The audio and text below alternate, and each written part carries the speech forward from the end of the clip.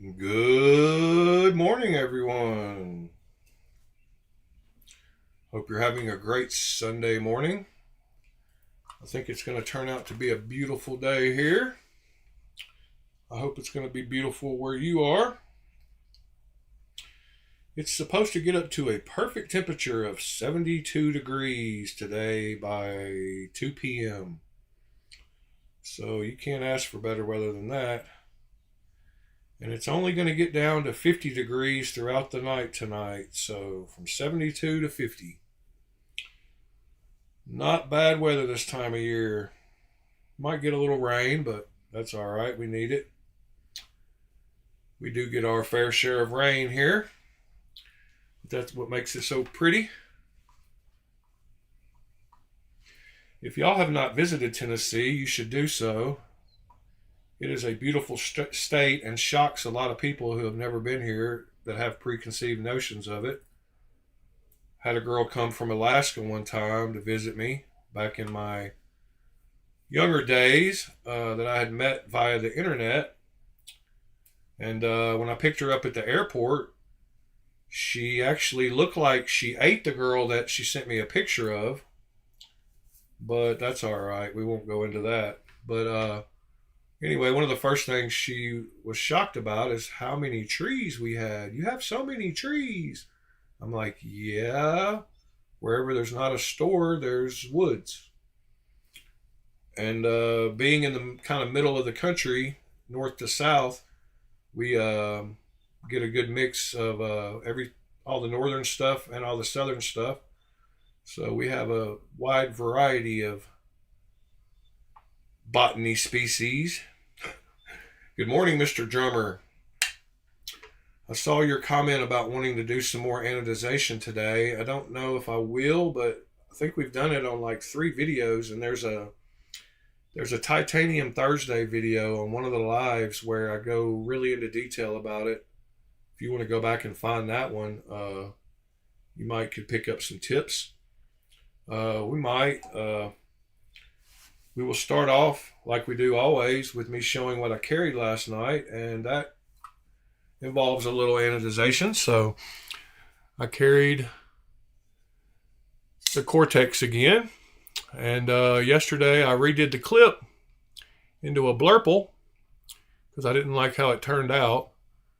So you will see on that video how easily it is to redo things if you don't like it. It's easy to do it if you anodize using electricity. If you do heat, then you have to do some sanding to redo it. So a knife like this, I would not heat anodize because if you don't like it, it's going to be a pain in the butt to get down in all those grooves and sand it away. But when you do electrolysis, you can just use a etchant like the multi-etch or the Wink, and it removes it back to plain steel. So that's what I did with the clip, and then I redid it at a 75 volt kind of blurple color. I am starting to kind of like this gold on this knife. A lot of people have commented on it on Reddit. They seem to like the gold also. I like the higher voltage golds better than I do the lower voltage range of golds. One thing, drummer. Well, let me show what I had in my back pocket. Well, no, I'm going to skip right to it. That chart that I used yesterday, if you just type in titanium anodization chart, it's the one that I use most of the time. And it is hosted on a website called Oakley Forum. And this shows you the colors of 9 volts through 90 volts because 9 is about the first color you get. But as you can see, it goes through some golds down at the very bottom, just a few before it gets into some nice purples and blues. And the reason they have multiple pictures is because they're showing you what it looks like in the light and then not in the light. So make sure you're looking at the right color. But anyway, I like these higher voltage golds in the 45s to 55s.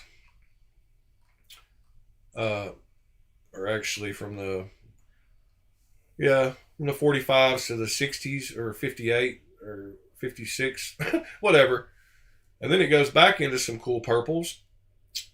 And the one I did was around 75, which is a good mix of right in the middle where it turns from purple to blue. And mine seemed to be about 3 volts lower than what his was. So his, I probably did it on the color of 72 there, where it shows the 2 colors.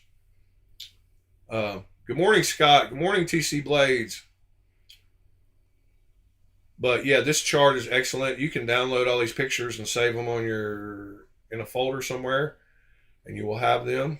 But this link, I will throw it in the links channel on the Discord. Might be easy to get to there for me, but it usually pops up pretty quickly on my search anyway. So I just popped that in the links for you. Now back to what I had in my back pocket. So in my back pocket, if y'all didn't see, I did redo the clip on that.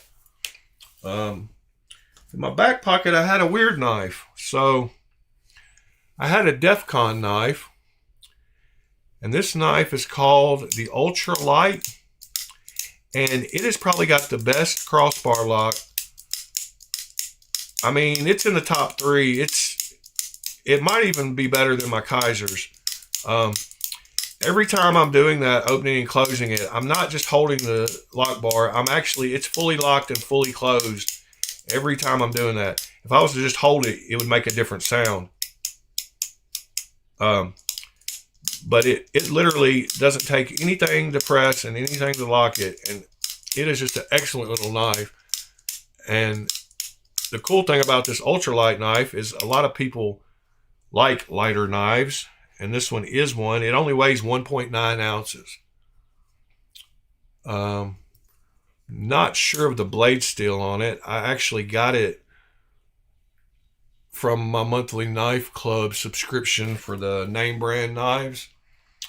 Let me go to their website really quick and see how much it is. It evidently was, I guess one of the latest knives. They haven't released knives in a while, it seems like. Well, that wasn't the right website. DEFCON-USA. So yeah, the ultralight series, it says new arrival, which is kind of shocking. But they have it in 3 different blade shapes, which I didn't realize. It's only $45. They offer it in a clip point, a drop point, and a Warncliffe, and it's 14C 28N for you 14C fans. Good morning, Derek. Derek, you must be Sever 7, but not? Maybe? Your name's not right. Logged into a different account or something? Or are you a new guy? 2 brass chopped. Let's see. Ultra Minis from North Mountain Blade. Anyway, really good knife. G10. Various colors, they say. 1.9 ounces to 1.96, depending on the blade shape. I guess, so that's the clip point. That's the drop point, and that's the Warncliffe. Cool little crossbar lock knife though. Super fidgety action. Good morning, Mr. Maple Jake. But if you can't have fun flicking this 1,000 times in an evening, something wrong with you. It just wants to open and close. And it's cool too because it doesn't bounce ever. Like it always lands really solid. That's good for it. Always lands really solid both directions. Doesn't bounce. Yeah, I thought that was probably you. But anyway, that's a cool little knife. Not familiar with the 2 you just mentioned. Ultra Minis from North Mountain blade.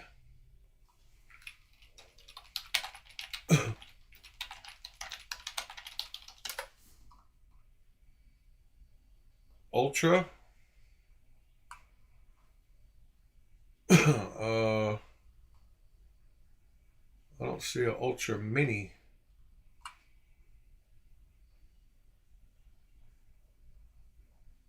Huh. North Mountain blade.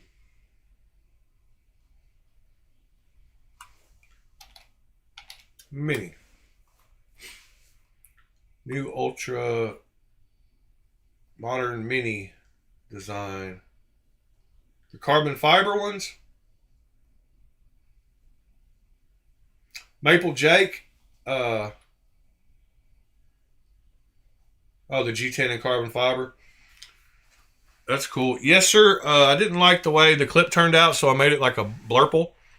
I redid it. I haven't changed the color of the scales yet, but you can see it's got both blue and purple in the clip. I like it better than I liked the. I should have done a high voltage blue, and then done the gold on the flats. So I may do that eventually, but for now I've left it like it is. Um, yeah, I did. Made it a blurple. So yeah, that's a cool little knife. What, about a 2.5 inch blade? 3 inch blade. Nice. 7 inch knife, 3 inch blade, 4 inch closed. It's about right. That's a good price on it too. Uh, White G10. I've had a lot better results dyeing jade natural G10 better than white, but I have dyed a few white ones. That's a probably Knives Are Life probably likes that knife. That's a pretty wild looking thing. The Falcon Mini.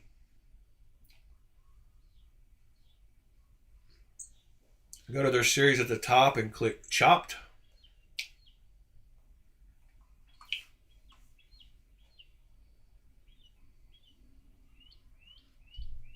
Yeah, I believe we were on this website the other day when we were looking at Japanese knives. Somehow we got over here because of that.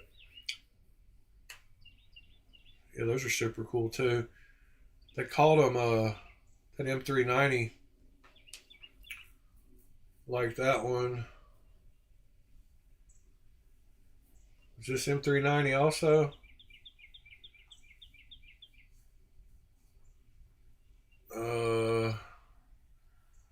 Wow, I love all the specs they have on this knife.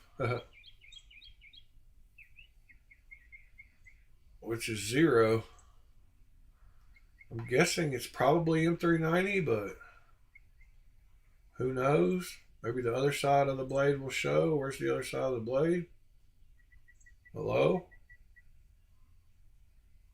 So we only get to see one side of the blade, and we don't know what steel it is.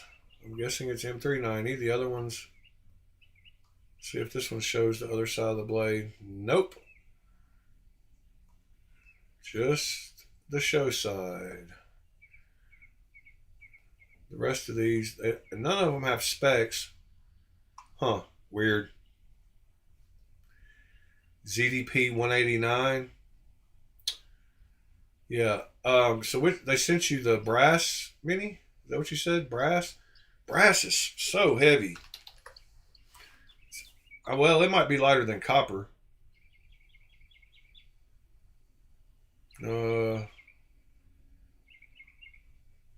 What did they send you? Maybe you meant copper? Did you mean copper and say brass? Oh, ZDP? I thought that was the model number. Duh. What kind of steel is that? Japanese steel? Sorry, Fred the Lug. I'm not familiar with ZDP 189. Good morning, by the way. Good morning, Nick. I wasn't paying attention to the chat. Sorry. I didn't see the Z. I thought that was the model number because we did see some that were like that. But I guess they all sound. It's like San Mai steel, huh? Or something.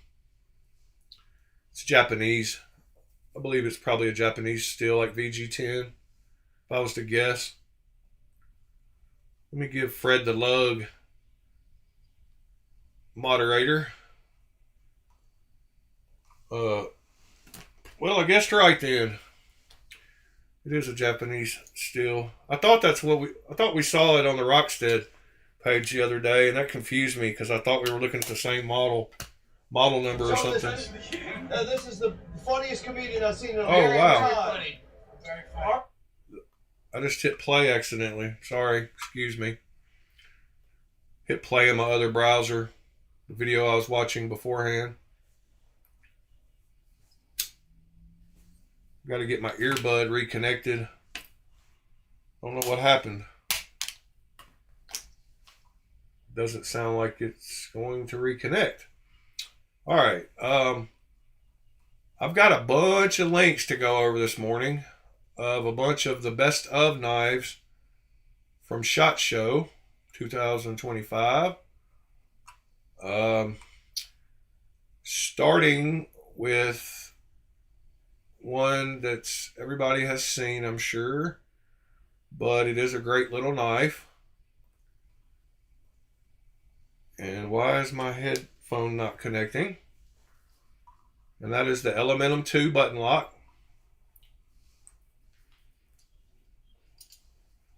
That see if I can get this to connect. Excuse me.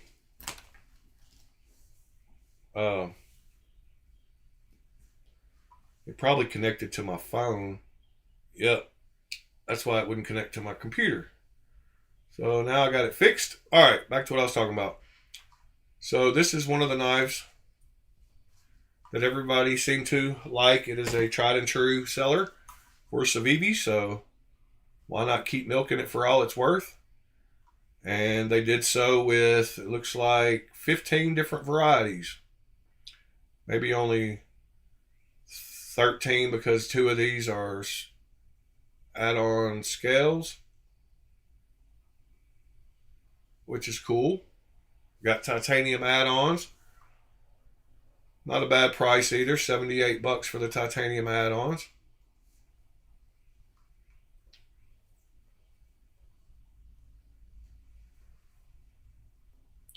What was for your information?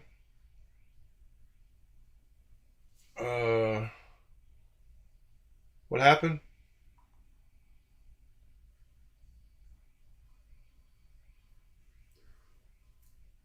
PC Blades, good morning. 7 Nick. Thumb studs on Ultim Chop. It's going to look good. Sorry, I'm just trying to catch up with the chat. Good morning, Ed. Edyards.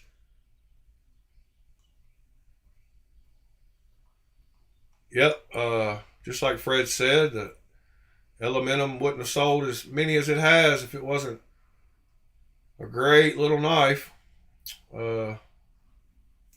Believe I've got a version of the Wii. Maybe. Titanium one or something. Let's see. What is next on the list?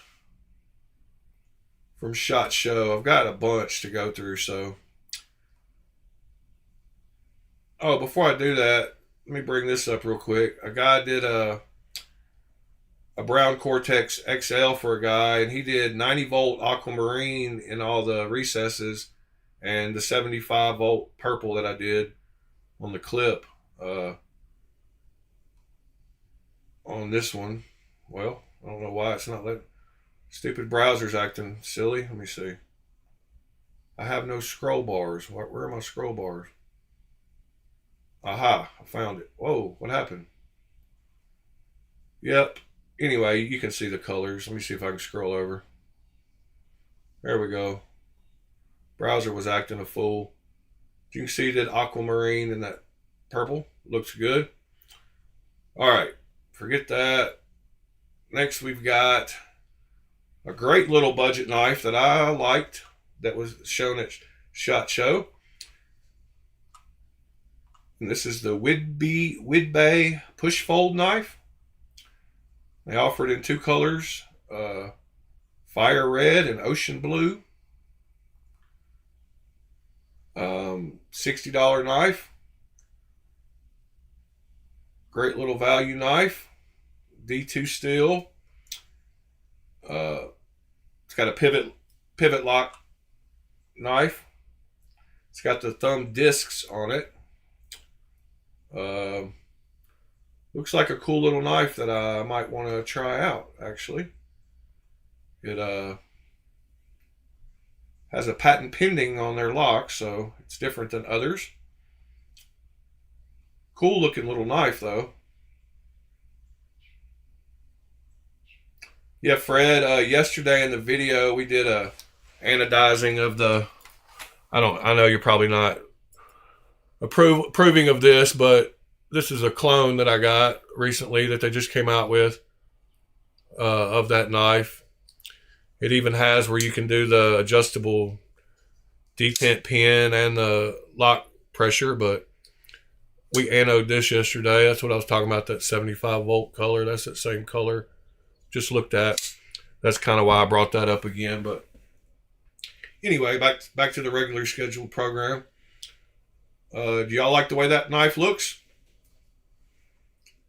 I'm perfectly fine with some good heat treated D2.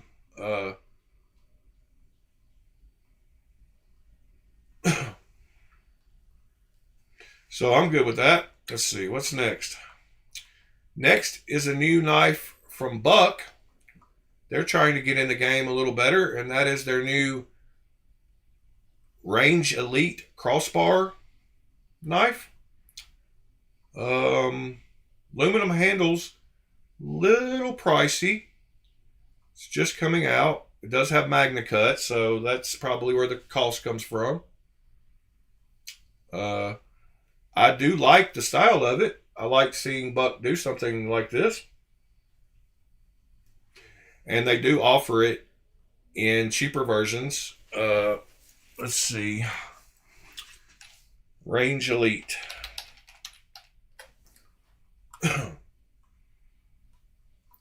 So, well, yeah, so they have a, maybe it's not any cheaper. Oh, that's the mini. Yeah, I guess they offer it in a smaller version and a big version, which is cool. I guess it's only $10 less for the smaller version, but they do have different colors. It looks like, are they both aluminum? Yes, they're both aluminum. It's just aluminum also. Yep, they're all aluminum handles, so I was wrong. I thought they made like a G10 version or something. But I like seeing Buck getting into that game. So we got a 2.6 inch and a 3.3 inch for $10 difference. Next, we have a new knife from CRKT that was at SHOT Show. It's a compact auto with Magna Cut. Carbon fiber handles. For you that need a little flair, you got the, I don't know what color they're calling that one, but kind of retro pink blend. Let's see, 2.7 inch blade basically.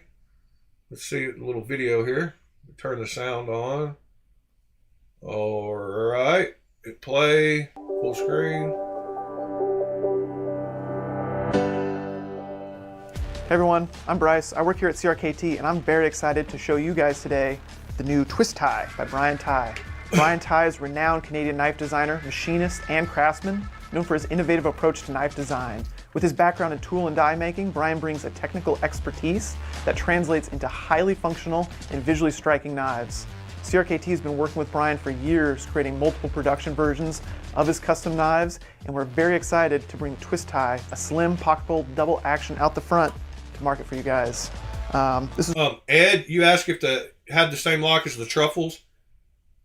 It does have one similar, but evidently they're patent pending, so it must be a little different. This is a really cool new addition to the CRKT lineup. The first out the front knife we've ever made. We're very lucky to partner with Brian. Brian has a long history with out the fronts, and his twist tie designs are really beautiful. Starting off up front, this knife is all made in the United States. We have a double-edged spear point blade in the front featuring Magna Cut steel. The scales are really pretty, and they actually capture Brian's sort of signature twisting design that we've used on other models. The front show side here is actually using a camo carbon, and the relief that the pattern provides really kind of captures it and allows that to really show. On the back, we have an aluminum scale, which also has that really signature Brian tie design. Beautiful and twisting. Really simple fold-over pocket clip is easy in and out of the pocket. And it'll be coming in 3 colors. We have black, green, and I've been told this is pink. I thought it was red, but it's definitely a pink. Really excited to have these 3, and the black model 2 will come out with a blacked out blade. Really cool, all blacked out. I really am excited about these. I'm actually own one of the mid-tech versions, and I think these are a beautiful rendition of Brian's work. The size is what's really great about these. They're so slim in the pocket, you really won't feel it. And the blade deploying really simply with just a push in and out there makes it extremely functional. Really excited about the twist ties. Not only were we able to capture Brian's designs and the really essence of his work, but we made it in a very small twist tie. And easy to carry package. So we're very excited about the 3 new twist ties by Brian Tie. All right, next we watched the manufacturing video yesterday morning at the beginning of the Mora facility. So Mora has a new knife coming that they just released. It's called the Spark Emergency, and it comes with a ferro rod in the, or I believe it has a ferro rod in the knife. Yeah, fire starter, and it says reflective paracord.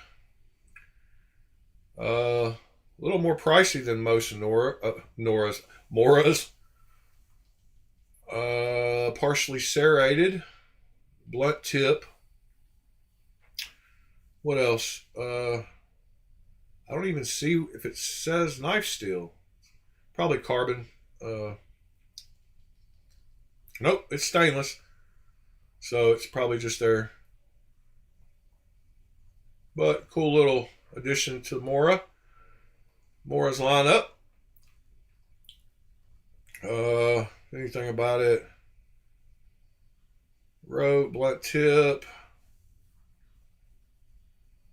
Prepping, Scandi grind, high vis colors, all that jazz. So yeah, it pulls out of the back of the knife, the ferro rod looks like. So that's cool. That was also at SHOT Show. Here's another. This is a Coast Contra. This is a budget knife that debuted at SHOT Show that was supposed to be a great budget pick. A lot of people seem to be talking about it. It's got, of course, the trendy Warncliffe that everybody seems to want nowadays.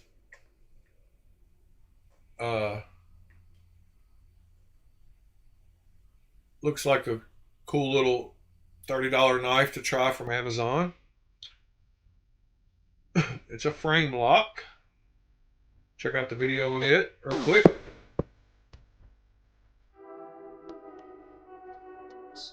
Looks like it'd be comfortable with that front finger tool.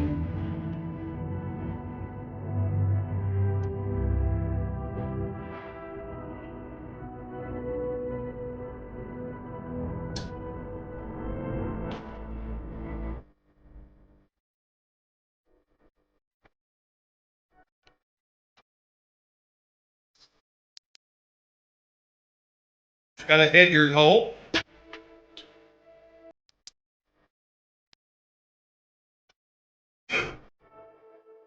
Something I learned this morning. we were talking about why certain knives are made with certain versions, and in France, it is illegal to carry a knife that has a pocket clip. So we ought to be glad we're in the country we are, and I guess some of us be glad we're in the states we're in, because some of the laws are much drastically different in other states. But in France, you can't even have a pocket clip, so you got to drop it in your pocket. Oh, really, Ed? So they were great little $10 for two liner lock on washers. Best little users ever. Well, good. I'm glad that got your approval. Outdoor Edge has got this new replaceable blades knife called the APX Advanced Hunting Knife System. And they're not available yet.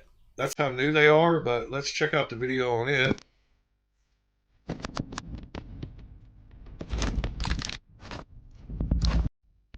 A lot of guys that do field dressing need to replace their blades because they get dull pretty easy, so.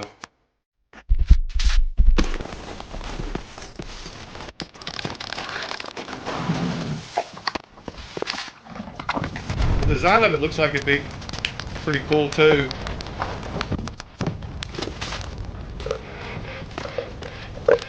As far as stability goes. I've got one of the little Olatan's changeable blade knives.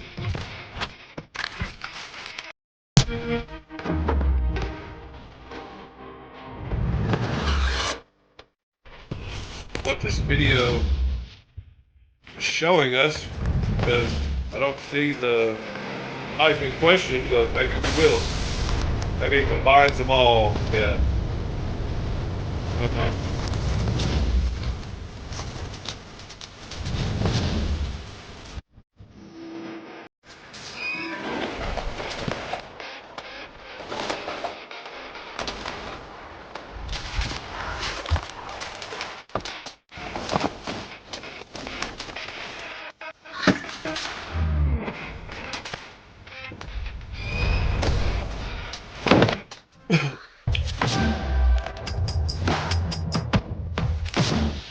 And it's cool, the handle holds all the blades. I don't know if you saw that in the picture, breakdown picture, but anyway, this looks like a commercial for all their products, but as you can see, the blades are stored in the handle. Looks like a decent little design. See how big that image is. Not very big, but you can see it's got blades. Yep, it's got blades, which most knives do. Next, we have another CRKT. I don't know why I said that. CRKT device tool, the Provoke X axe. So this thing looks pretty wild. Folds down to that. Let's see how it works.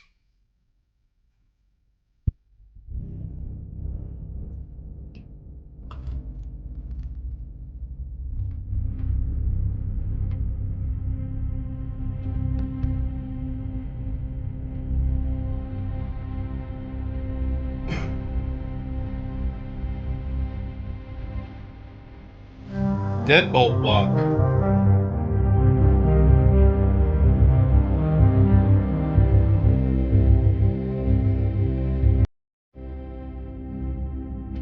But both sides of the blade fold down. That's pretty cool.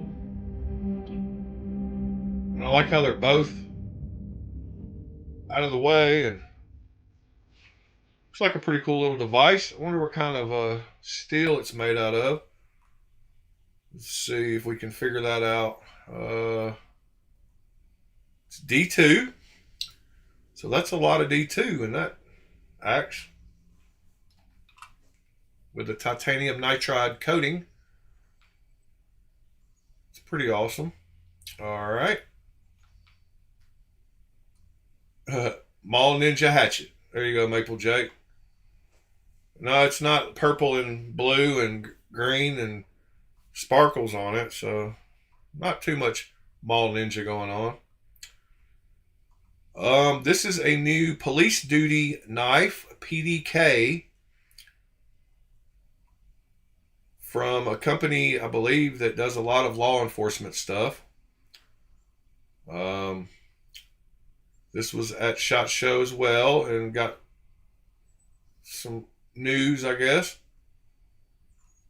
Not really my style knife, but some people like the little thin knives. It's got the blue line on it, so it is definitely a police knife. So we won't spend too much time on that one. I don't like it, but it was talked about.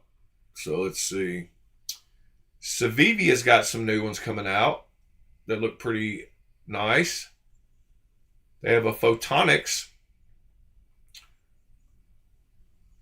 for $65. Pretty cool looking little knife. They have one for $105 with the Damascus blade. Sorry. Dark green with the. I got a black, dark green, OD green, and a black and black. 3.7-inch blade, so it's a big boy.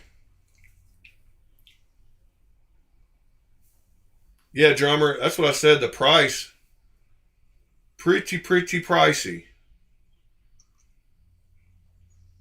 That $350 kind of discouraged me too. I agree. The other, let's see, version of that Photonics, I believe they make it. Well, that's the same one. I don't know why. I thought they made a titanium version.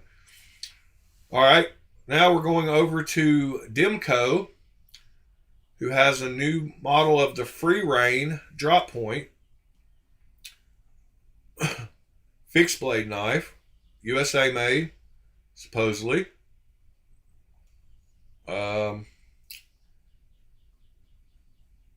Let's see. Oh, it says no, this one is actually made in Taiwan. So I'm totally wrong about that. But what I read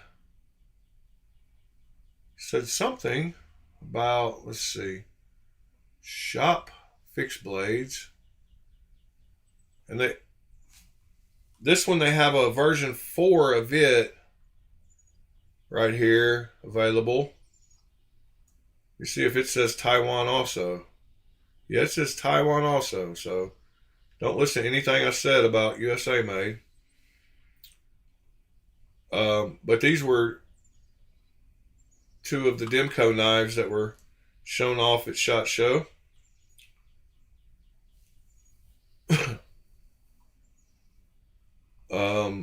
That one, yeah, and version 4. Okay, Iconic has got some super cool knives coming out, including an auto. That's just whoops, sorry, take that back. They've got 4 new models coming out called with M390. They got the Validius, Suru, Xiphos, and Crack. And none of them are on the site yet, so they're, I guess, super new. But they are the Sig Sauer, I believe, M390 mixes. Let's see if they're in here. Yes. So these were there's one of the versions. It's super pricey, but M390, especially for G10, like I'm just telling you, it's a 3.8-inch blade, so that's a big knife. But I'm not saying, I'm just showing you knives. I'm not saying how I think about them, really. Has a glass breaker on the end. That's pretty cool. I like the shape of it. both opened and closed. I like the thumb studs. I don't like the price though. I like the clip. I like the overall style of the knife. That's for sure. But the price, I don't know. I'll have to try an Iconic and see what I think about it. The other versions are the Suru, Xiphos, and Crack. And I don't know. I guess they're not. Let's see. Yeah, Suru. Here we go. So there's the Suru, the Xiphos, G10 and Nitro V, and the Crack. So those are a little cheaper. Does anybody have any Iconic knives? Yeah, paying the SIG name. Alrighty, let's see what we got here. Next up was that BRK Avispa, sorry, Auto. Kind of reminds me of a Ontario knife.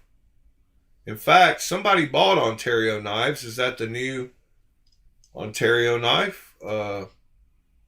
I forgot. Ontario Knife Company was sold, I believe, last year. Is that the new? Yep, Blue Ridge Knives, BRK. So that is the, no wonder it looks just like it, because it is. So that's one of the ones they showed off at SHOT Show. The new Ontario or BRK Avispa automatic, which I would like to see the action on it. Wish they had a video of it. See if we can find a video of it.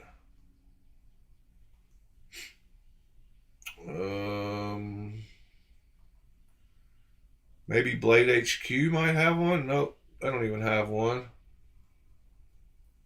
So not videos out on it yet. Ah, here we go. How's it going, guys? Andrew here with Justified DDC, and today I have a review for you of a very interesting knife. This was 5 months ago. This is something that at the time of me filming this and putting it out, there's not really any content or at least reviews of this knife out yet. This really hadn't been talked about. Knives is actually manufacturing. Just so I'm clear, again, I have the Blade HQ version here, and so the version that I'm probably one of the, I think those knives are probably one of the only good knives still being produced by Ontario, to be honest with you.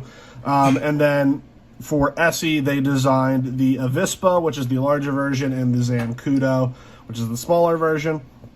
But recently, and I saw this, that's a chunky knife. I'm trying to remember who posted it so I can give them credit. I believe it was Gideon's Tactical, if you're familiar with that channel. He's been around for a long time. He's a Zancudo, and these are like a pre-order on Blade HQ for this and the Zancudo. Right. And these are USA-made automatic versions of the Avispa and the Zancudo. And he was the only person that I had seen talk about it. No retailers were talking about it. SE wasn't posting about it. You know, these are they're saying now that these are produced by Blue Ridge Knives. They hadn't posted anything about it. And then so, you know, it was up for pre-order on Blade HQ. And then, you know, it came they went live. There was no post announcement or anything. I want to see how much it weighs. Because it is beefy. One other thing here I want to show on the specs end of things is the weight. This is a hefty knife. So, get on the scale here, 5.4 ounces. In comparison, you know, a similarly sized knife, you know, the Para 2 or the PM2, whatever you want to call it, is 3.6 ounces. So it's a whole 2 ounces heavier than a PM2. That's a big boy knife. One that was similar in size was the ZT, the 0562 Ti. That's pretty much the exact same weight. So a little bit thicker than the ZT, but about the same weight. So if you're familiar with some of the larger ZT knives, that's cool. Decent. I mean, I like it. What was the price on it again? Yeah, I mean, that's a good price. And I don't know why they must have bought, BRK must have bought multiple companies. Just went around scooping up knife companies, I guess. Pretty wild. They must just be like a holding company that, like you said, a distributor. 14C28N. Yeah, that's a cool little knife. Next is a Hogue knife, the Ballista 2, which is an auto. Some of y'all will like that. I know y'all styles. Sever 7 might like that one. I don't know which one I like better, the green or the blue. Maybe, I don't know. Looks kind of like that Fox Knives, one of the versions. Kind of blade steel we talking on it. Magna Cut. So that's pretty cool. Magna Cut's going to be hitting 2025 on everything. Timascus and Magna Cut. 62 to 64 HRC on it. Bayonet style. 2 ounces. So that's a light knife. And all these were, I guess, presented at SHOT Show. Even though that other one came out 5 months ago, I guess they really pushed it at SHOT Show. K-Bar has a couple of versions, new versions, the Dust 1 and the Dust 2. Let's see. D2 steel, nylon handle, spike butt cap, Moly compatible sheath, which they all should be nowadays. That shouldn't even be a talking point anymore. I haven't been a fan of K-Bar in the last few years. I was a fan, but I don't know what happened. Oops. Let's see. That's the Dust 1, and the Dust 2 is right here. It has a 5.2 inch, 2.5 inch blade, and this one is a 6.1 inch blade. D2 and D2. So I guess they're just different sizes. Okay, thanks, Sever 7. So the Essie owns BRK, who bought Ontario. So they're all under the Essie tree, huh? All right. Let's see what we got next. KnivesOfAlaska.com. This was one I hadn't heard of. It's called a Recon Patrol Auto, and they do have different. I don't like the billboarding for sure. Like I said, these were just presented at SHOT Show and kind of talked about if they liked. People liked them. Another D2 knife. I don't know why people are still. I mean, I don't know. Like I said, properly heat treated D2's decent. I don't like the billboarding on that knife, so we won't stick on that one too long. Spartan. Okay, Spartan Blades has come out with some fixed blades, some Ronin fixed blades. They offer a couple of different styles of it.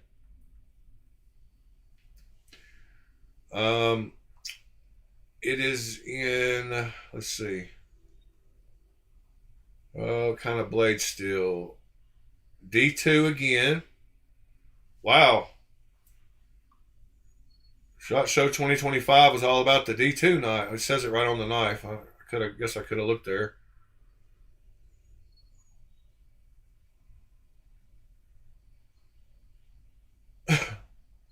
Really? Blades Canada? They sell old stuff? That's pretty cool. Yeah, we'll check that out. That's one of the versions, and then they have so that's the Ronin Toral, and they have the Ronin Shinto, which better not be D2. No, it's Magna Cut. All right, so that's a little bit better knife. The Ronin Shinto. And then they have a Ronin Shoto, which I thought Knives Are Life would like. It's a folding karambit. 154 cm, which is good steel. It's got the Emerson Wave thing on it. Looks like a decent defensive weapon if you're into that style knife. Spyderco released a 15V version of the Para 3 lightweight, a sprint run. Decent price on it for 15V. Guess it's out of stock. I don't know. Guess it's sold out already. Then we came out with the Bougie Banter, which I kind of like the look of. Kind of different, kind of blocky looking. And you got the premium Wii price tag. S45 VN.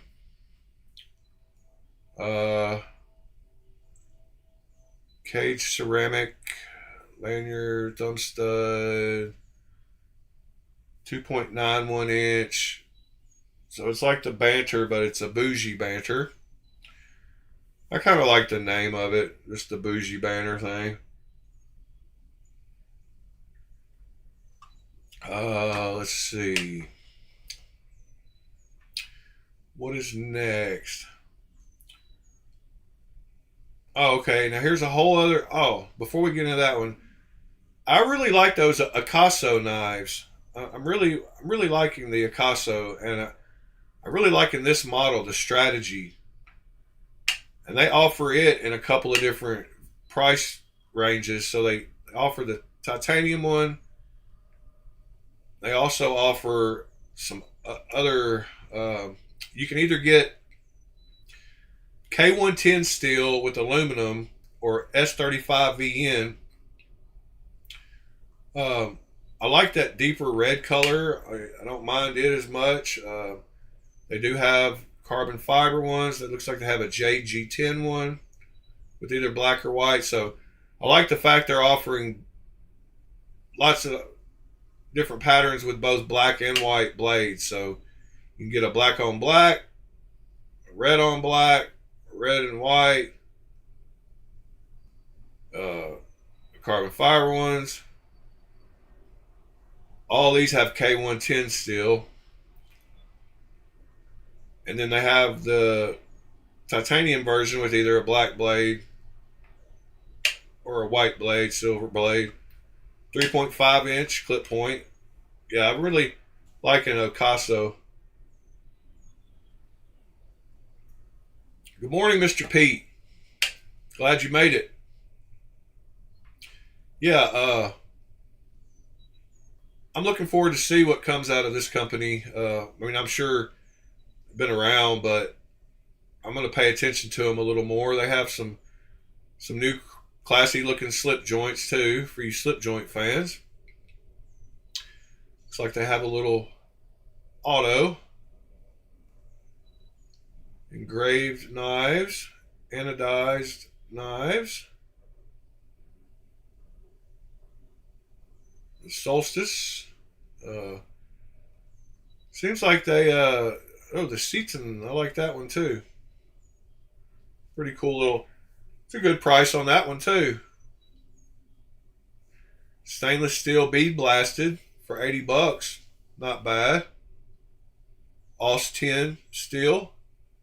Kind of a weird curvy shape. Looks like it's got the handle. The handles look huge on it, but I guess the blade tucks in pretty far from the end of the knife, which is weird. TC Blades, see you later, buddy. Have a good Sunday. And White River Knives has a series of fixed blades that they made with Smith & Sons from Louisiana. They have a brace for $200, an Axiom for $185, and the Apex for $225. They all got Magna Cut steel, so those are great prices with micarta handles. They're WhiteRiverKnives.com does not really have them. I don't think they've shown them yet, but looks like a cool collab with Smith & Sons from Louisiana. $185 to $215 for Magna Cut. I don't believe they are on here yet, but let's see. Recently added. Yeah, I don't see the names that they were talking about. I looked earlier, but there was some talk of the Smith & Sons collabos.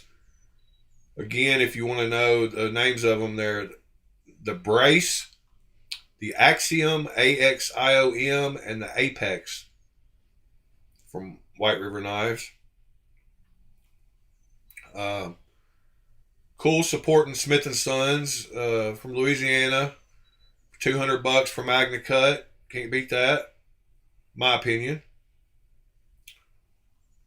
Ron Dobbins, good morning, sir. Doing great. What's going on, buddy? All right, and then last but not least, out of my list here that I made last night, SMKW Smoky Mountain Knife Works from my state has a new knives of SHOT Show list. And, some of these won't be like extremely new, but they were what was pushed and promoted. So we got the Ultratech Gen 3 with the ZBP Zero Blade Play. I still want to hold one of those and feel it. We got the MSI, that they're calling that purple, but doesn't look all that purple to me. It looks kind of hot pink. Marfione Select Scarab 2 Gen 3. Marfione Customs. Alright, then we got the Fly Father. They don't have links to these. I guess to USA made ProTech Balisong 154 cm steel. Let me see. Let me do a Fly Father 2 knife. There we go. Blade HQ's got one. 154 cm. 4-inch blade. 9 inches overall. Whoops. Alright. We looked at the Large Dawn. We've seen the new Chavez. I have not seen the Synapse Auto, I don't believe.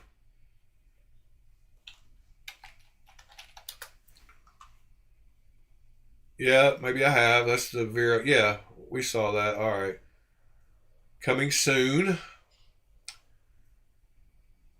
It's the Vero and ProTech collab. Yeah, we looked at that a couple of times, actually. I really like Joseph Vero's style on just the clean lines and then I've really liked the quality I felt out of ProTech, like the action and the feel. So that ought to be a good combo. I'm guessing if it says MSRP, it'll be around $239, $250 maybe.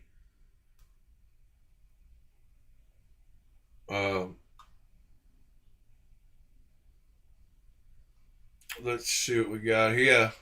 Vero is kind of got the futuristic lines. All right, back to this.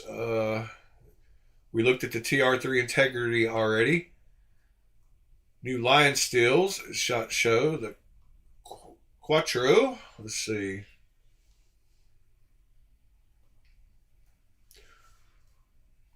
They spelled it with a 4, so it pops up first in the search. I didn't even have to type in knife for that one. I like what Line Steel's been doing recently too. The Spy My 2 is a nice knife. The collabo with Spyderco. I really like the feel of it. And I've always liked Lion Steel knives. They've been doing quite a few knives that have titanium on one side and G10 on the other.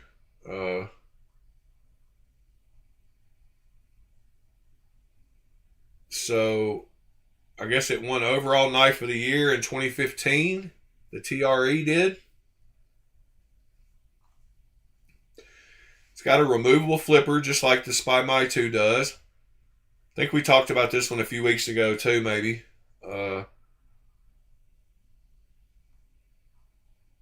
So yeah, cool knife, Magna Cut.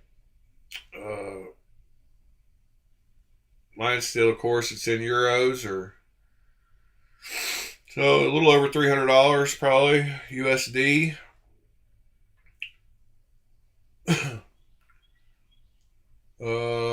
Let's see, where are we at? There's the Lucent we just looked at, and the Lucent Mini, and that slip joint. There's the Strategy again. I really like that knife. I think I could deal with the red one and not even have to get with the K110 or whatever it was. Yeah, K110 instead of having to get the titanium one. I like that red enough. I usually don't like red, but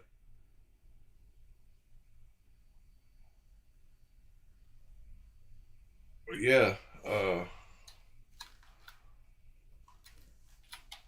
I want to look at it one more time.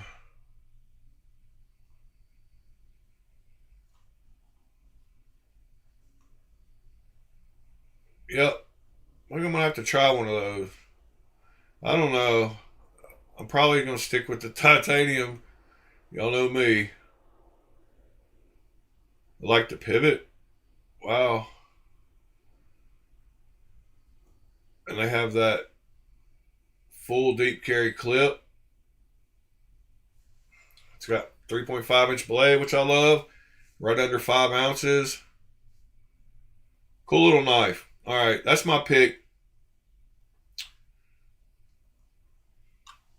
So yeah, Devo and Asher are two great companies. I love Asher. Oh, awesome. Saber 7. I will let you know for sure if I want one. My Asher that I bought off of Instagram from Pete's Hookup, it's a Asher that neither one of us has ever heard of, and I don't even know if it exists. It must be one of his early models, but it's supposedly called the Asher Soul. And I can't find anything about it. Yes, it's called the Asher Soul, Soul. But it should be in the mail tomorrow. And it looks like it could just be a different version and was mislabeled, but the guy that posted it, I think, is pretty good with knives and knows his knives, but I can't find anything about it. So it's either a very early version and it's just like a Spyro, but there's no info on it, so I don't know. We'll see. Could be that he mislabeled it, but like I said, this guy is pretty big in the Instagram knife game and sells a ton of knives. And yeah, maybe it's an older model that he changed the name on. I'm loving this knife though, man. Normally I like my blades to be drop shut. This one is not drop shut, but it makes it more fidgety. This nested liner lock is way up. A lot of people don't like it because of how little the nested liner is. I mean, it's pretty tiny. And for you people who like doing the drop, you can't really do that because of how close it is to the blade. So if you like closing knives like that, you won't like it. That's what I believe I told Sever 7 that, or maybe it was Steel Addicted. I told him that because that's his favorite way to, that's a lot of people just drop their knives like that. I can't do it with this one, but oh yeah. So most everybody nowadays just drops their knives like that. They don't. I've told y'all before that I must have cut myself when I was a kid doing that. So I don't do that anymore. I kind of got it with my finger. So I'm to get it past the lock. So this one has been rather fidgety to me. It makes a great sound. Pete, this is a clone. This is the new clone. We anoded it yesterday on the stream. If you weren't here, I don't remember. But he did a great job on it. He even has the little pins in it where you can adjust the detent and the lockup like the original has, which was a touch I didn't think he would add, but he added everything to it. In fact, I'll show you those little pins. So Cortex XL adjustment screws. So right here, it has these a detent pin and a lock pin. They have set screws. Maple Jake, who says we prevent ourselves from checking tracking every 10 minutes? I've got 17 track on my phone, the app, and I've got probably, at any given time, there's probably 12 to 15 things that I'm tracking that I check. I've got notifications on for that app, which a lot of apps I turn them off, but that one is one that I do have notifications on. But those two, anyway, back to those two pins are super cool and let you adjust the lockup, how much you want the liner to go over onto the blade, like the percent of lockup that you want, and then the amount of detent that you want. And the inside of the clone has those exact same pins with the same set screws. And so I was impressed by that. Yeah, I'm really liking it so far. It's one of my favorites. In fact, it's probably more of a favorite than the Rosies. And I love the Rosies. But it's just a fun knife. I love the hollow ground blade. And the fuller is really easy to flick off of. And I think I might buy a real one. Now that I've gotten to hold this one. I think I might find one on Knife Swap and try to do it. And I'm not sure if I'm even going to redo these scales because I like the gold. I don't know. It looks good in the sunlight. I don't know if y'all saw the short I shot yesterday of it, but it looks great in the sunlight. It's not there's a few different shades of gold, and that one got right. Oh yeah, something else I wanted to talk about was the fact that I love the fact that I've gotten organized. Getting organized means that I can show collections a lot better because they're all together. And so I've made up 3 or 4, I believe 4 of these cases now that I'm going to use for the future with a lot of collections in them. And this is one of them. Yes, you're able to use those pins. I adjusted the detent on mine because the detent was way too light. And I messed with the lock one, and I actually got it to where it wouldn't lock up. I went the wrong way. And it did work. So yeah, so now I've got all my knives organized nice and neat. from laying them out in there, getting them all. I've got, all my damn designs together. I've got just a few random knives. I've got like a G10 Migron Moyarl, my mini nightshade, and my Q-Vist. And then the whole other side of this is all my overflow of non-titanium Kaisers that aren't in the hard case. So all these are Kaisers. So now I can do my collection, and these two are Kaisers. Then I got my petrified fish. Only got 2 of those. And then I've got my 3 QSPs. No, my 4 QSPs, sorry. This is a QSP too. So this case has got Damn Designs, QSP, some random single knives that I've got, and my petrified fish. So now I know where everything is. I've got to make labels to go on these, but I've got that one. I've got one right here that I don't know what it is, but this is part of the organizing. Now I know I've got them all in here except for the titanium ones. So these are all my overflow Kubies. So this whole side is Kubi, all 16 of these. So there's 96 knives in these 3 cases I've got here. And over here I've got my CRKT, CRJB, I'm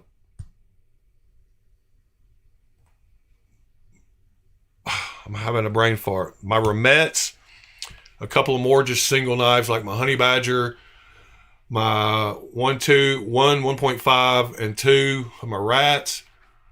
And I don't know, the Pyrite.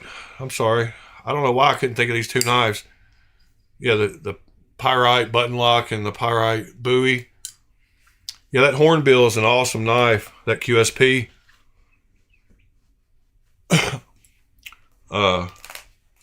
Anyway, I think this is that a Kubi too? I think I had 1 Kubi that, so all this side over here is Kubi, and then I had 1 overflow that went to this side. So all my non-titanium Kubis are in here.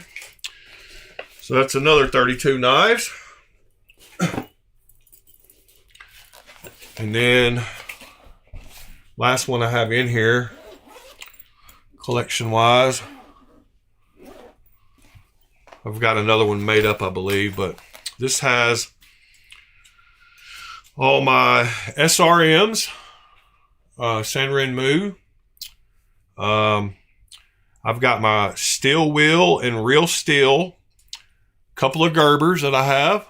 I've got my bucks, which are a couple of bucks. And then this side, I put I've got like a Rook. I've got a couple Bokers. I've got this titanium knife that isn't good enough to go in my main case. It's actually a titanium knife from a company called Tactical Gears or something. It had a logo on here, but I started mirror polishing this blade and got rid of the logo. But it's just another random nicer knife. Along with this one, I can't remember what, and this is like a Fentiso, or no, this is not, I can't remember what brand this is. Yeah, a Flissa. It's a cheap Amazon brand, but I like this little knife, and it didn't go with anything else that was in there left, so I put it in here. And then over here are all my Civivi and Sin Cuts, along with 3 Shanzhou knives, which are great little knives from Amazon. I've got 2 of the P-Fowls, which is the same. Thank you, Ron Dobbins. I really like these 2 P-Fowls. It's a cool Amazon knife. This one has got the carbon fiber, the gold carbon fiber, but these are cool little knives. It's from a company called Shanzhou, and then they make a button lock that I really like. Super good action on it.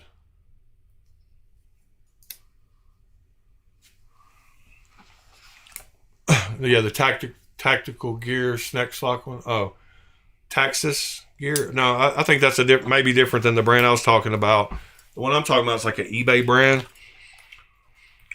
But maybe Oh, yeah, Blades Canada.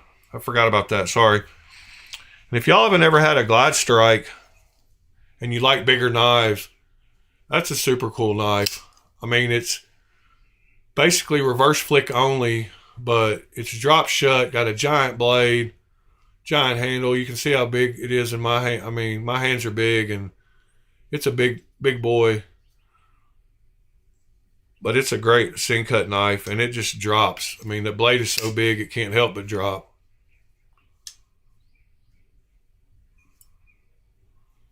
Cool knife. And then so are like the Conspirator. And these, I like the wood that Civivi uses on their knives. And then this is of course the Vision. Oh yeah, the Frontier. Yeah, that is Texas. It's not Texas Gears. That's a different brand than the one I was talking about, but that's what I thought you meant. So yeah, got a little organization going on. Also got a random flashlight that got turned on over here in a pile of junk. Little garbage flashlight. Can't have enough little garbage flashlights laying around though. Yep, Pete, thought you'd like to see that one. Alright, Blades Canada, here we come. Back to the browser. I like my transitions on my camera one now. The one coming in, that one right there is called, what's that one called? Watercolor. I don't know why it's called watercolor. And the one that goes out is called fractal. So we got water, that's fractal, and that's watercolor. Fractal, watercolor. All right, anyway, fractal. Blades Canada.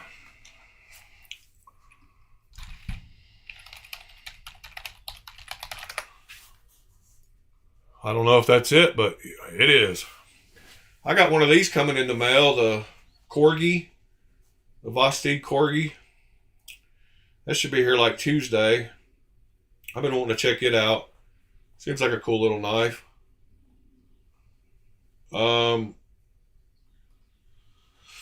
So what do we need to look at here? What category? Or what are we looking at on Blades Canada? Just the prices? The brands? Oh, he said Knoll. They got Knoll knives? What did Sever 7 say about it earlier? He said they had older models of Knoll and somebody else. Wee knives and Knoll knives. So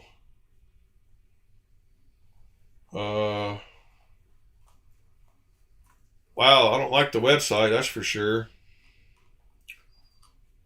Let me go see what Knoll, if they have any Knolls. Yeah, what older? Wow, look at those prices. Oh, that's the Damasteel version. But even look at the Ghoul. Look how much that is. How much is y'all's money worth? Hold on a second, I gotta use the restroom.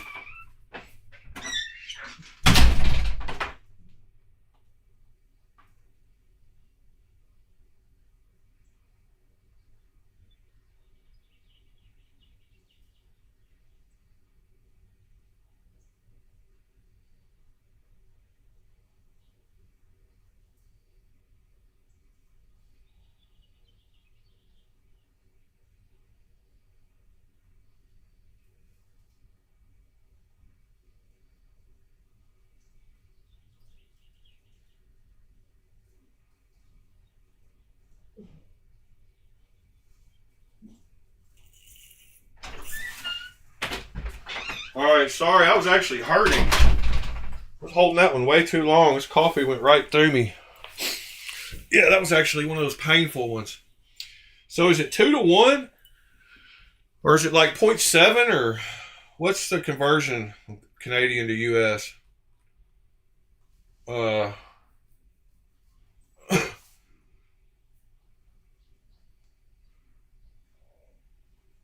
I don't believe so. I just got back in here. Let's see. Let me see what. Let me go to xe.com and see what.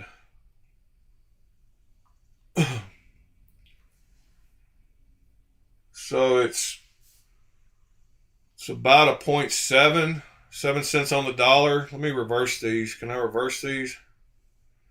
Yeah, 0.7 on the dollar. So I can take all those and multiply them by 0.7 and we should be good. I think the prices seem a little high. Whoops. Sorry about that. So like the 5, whatever that was, times 0.7. Come on. Go back. Hey Google, what's 575 times 0.7? 575 times 7 is 4,025. Hey Google, what's 575 times 0.7? 575 times 0.7 is 402.5. So $400 for a brand new ghoul. It's pretty pricey, I believe. We'll come back here in a second and check it out, but see what they're priced at on the website. So they're only $330 for that version. The blue version, $350. So it's only $50 more. It's not $52 more. Not bad.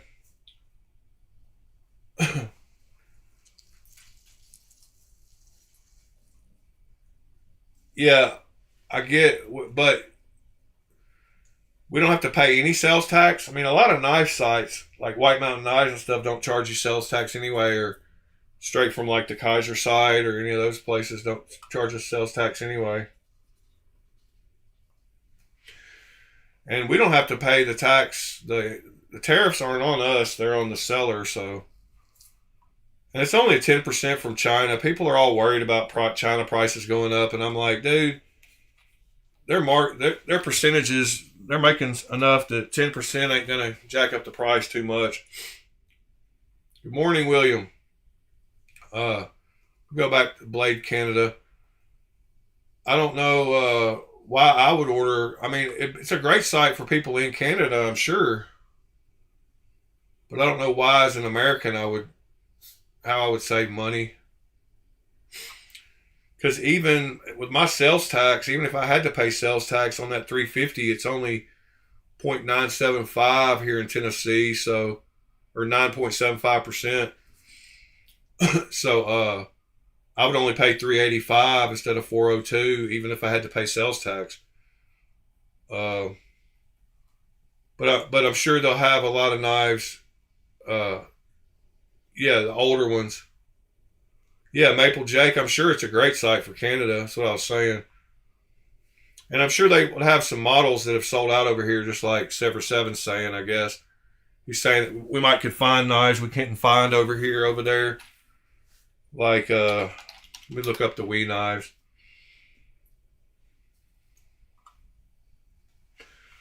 I don't like the forever scrolling list, but at least they're all listed. So let's see what they got in the Wii. 566 sort by old to new. They don't have an old to new.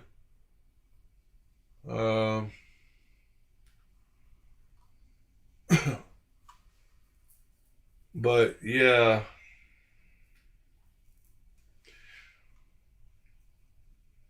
Seeing the prices is crazy in Canadian because, like I said, ours is.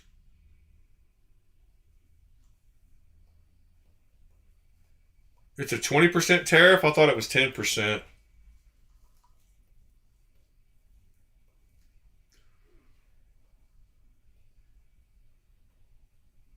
Ron Dobbins, I'm not sure when the Raiden R2 has it been released. I think it like comes out this month, maybe. Maybe they already did the drop, but maybe I don't. Yeah, I guess they did probably. But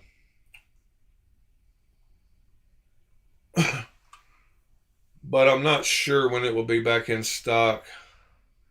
I don't know though. I know a good way to tell if it's been dropped yet or not is if there's ones for sale on Knife Swap.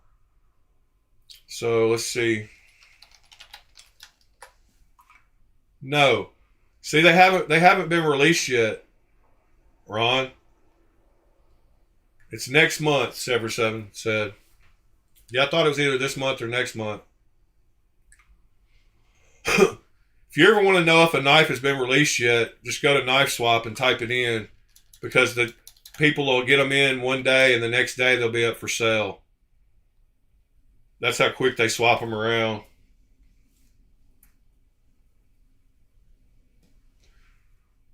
Um, like that other one, the Akasa. What were we talking about? That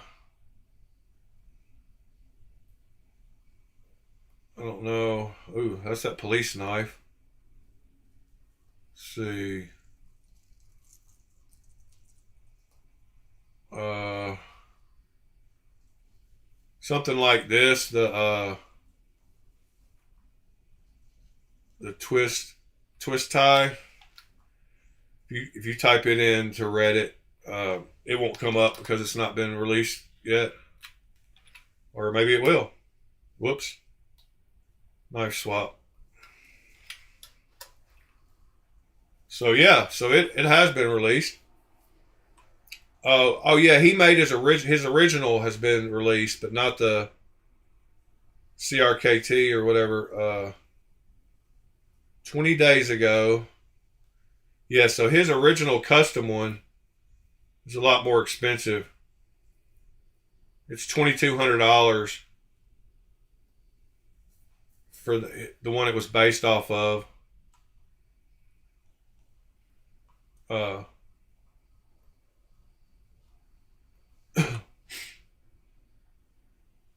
The Delos is next month.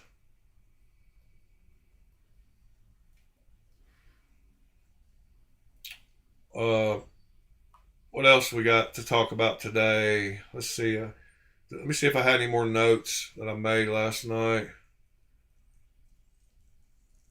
Seems like I'm missing something. Maybe not. I think I went through everything. I've got a private Discord channel that when I'm at work, I send stuff to that channel so I can grab it when I get home and try to make notes for what I want to talk about on the next morning's show, if anything. Sometimes we just wing it. I'm sure y'all can tell.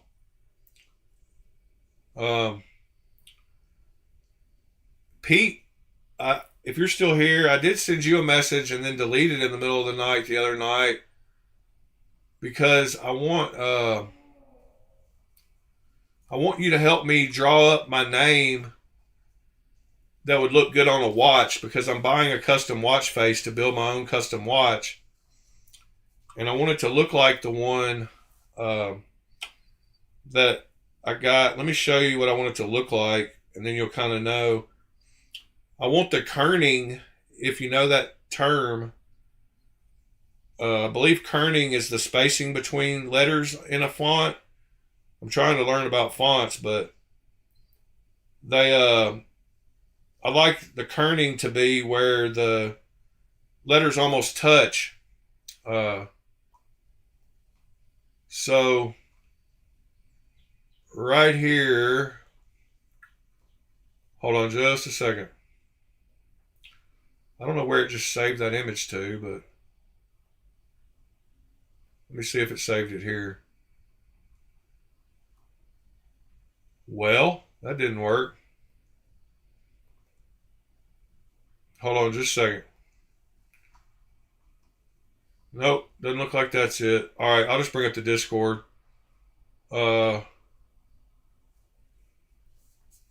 Discord mirror. Discord. I don't know why I have to set the Discord mirror every time to the right source.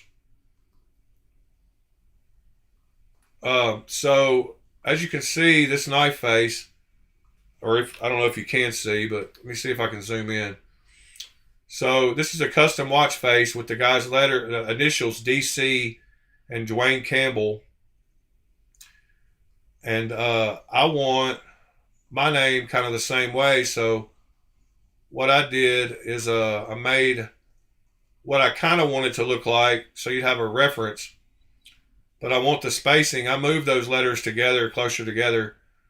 But I want a font kind of like that, or something that would look good on the watch face. Let me show you again the one he did. Oh wow, all the way at the bottom.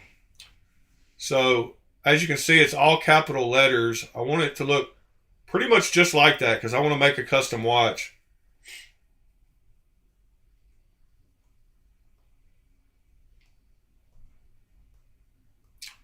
I found a bunch of cool font sites the other night when I was looking. Yeah, as you can see, there's a stuff for channel with all those links that we went through earlier. But anyway, I don't know what case I'm going to use yet, but I might make one like this, like the with the gray. I don't know. That doesn't matter. And we're not talking about watches. We're talking about knives. So Pete posted some awesome knife pics with knife stuck into rock. It's a heck of a knife. You can stick it into rock. Oh, that's not a rock. That's a log. Oh my God, I'm an idiot. Although is that a log too? It's got moss on it? I guess it is. That one looked more like a rock. Cool pics though. My buddy Northeastern EDC Northeast EDC on Instagram. One of my Reddit buddies. Drummer's mom bought a OTF, which is awesome. If y'all didn't see that.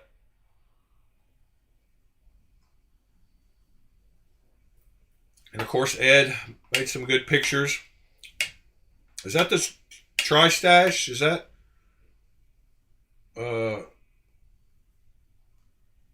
Yeah, I'm sure y'all know.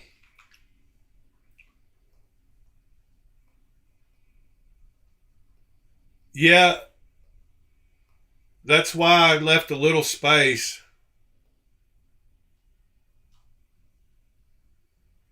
When I moved them together, I got them as close as I could without them touching. That's why I don't know if you noticed that on the one I did, but I tried to get them as close as I could, but without them actually touching. So on this one, I didn't want to. So I don't know.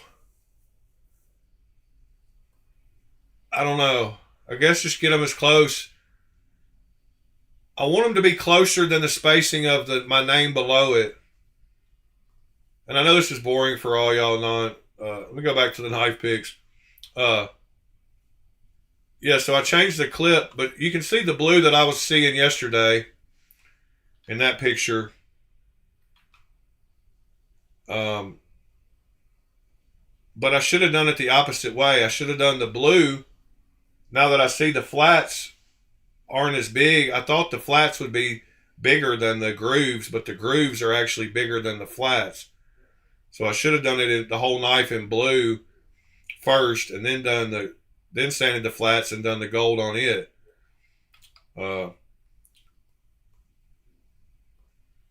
But as you can see, I redid it to that blurple color anyway.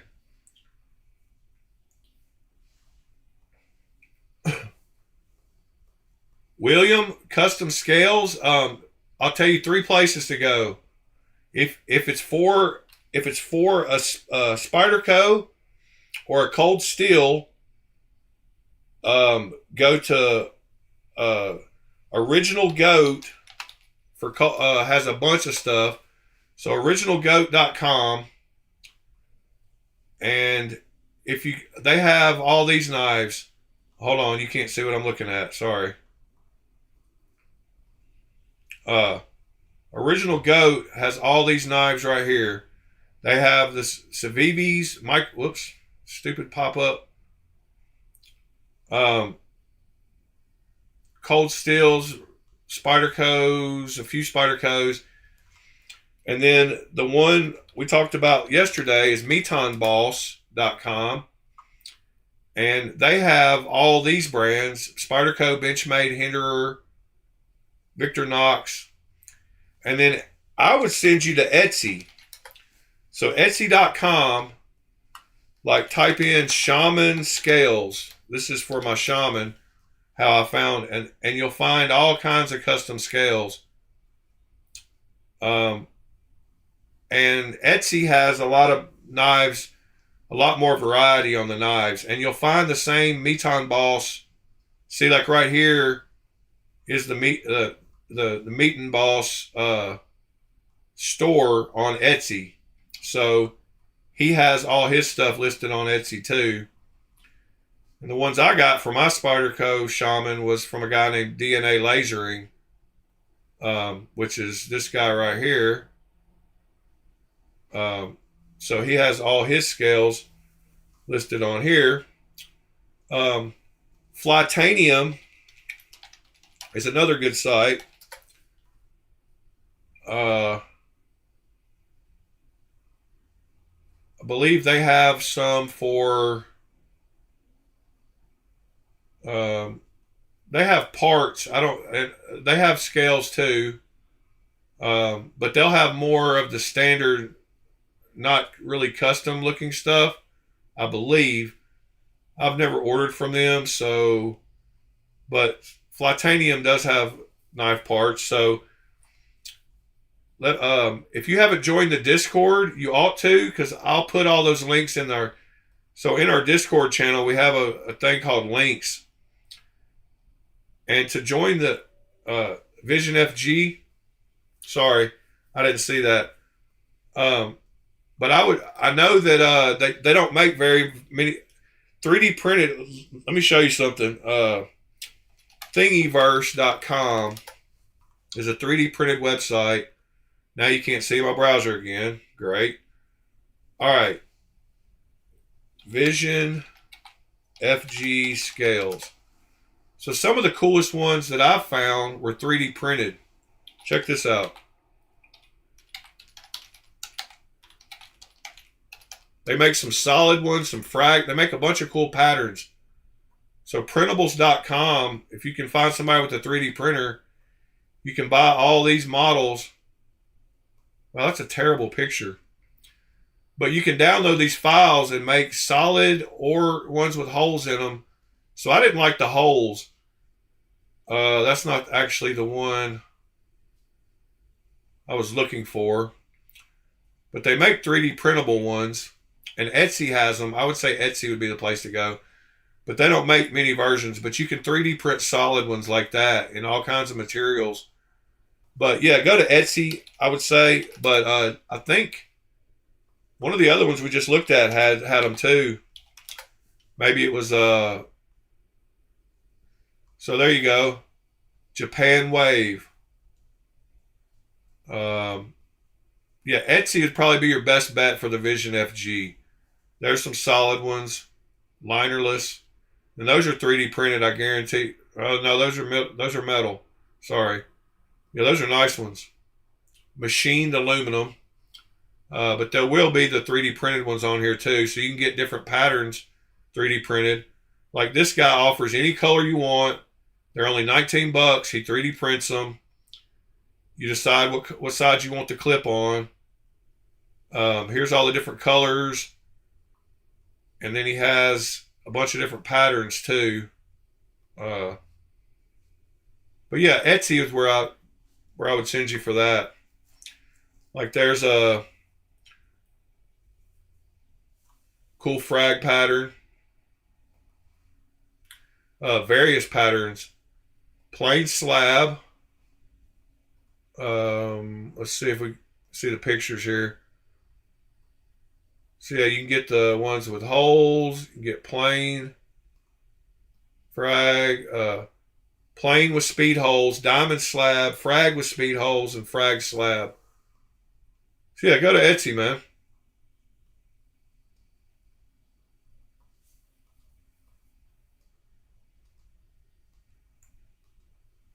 William, in order to join the Discord, it's super easy if you have any kind of account like Google. Like all you got to do is go to my YouTube page, and at the top of my YouTube it says Instagram and one more link. If you click that one more link button, you can click the Discord link, and it'll take you right to our Discord channel. And all you have to do is sign in with like your Google account or your Microsoft account or whatever, and you can join right into the Discord. You don't have to download an app. You can do it from the browser. So it's not like you have to install anything. It just does it right in the browser. So instead of seeing it in like an app, you'll just see it in the web browser. But that's what we're here for, man. It's all about learning and helping each other. That's what the channel's for, bro. Don't worry about asking any question. In fact, I've had a lot of people that I've told to email me that haven't, and I think it's just partly because they were just embarrassed to ask a question. And man, if I didn't ask questions, I wouldn't learn anything.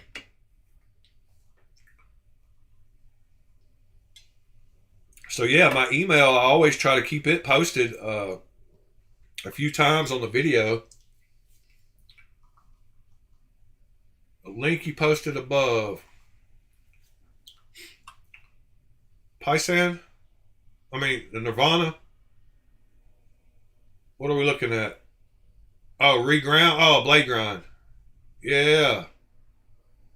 I like it. Sparrow Knife Co. Was that the link you sent? Oops, sorry. Nobody else can see it but me.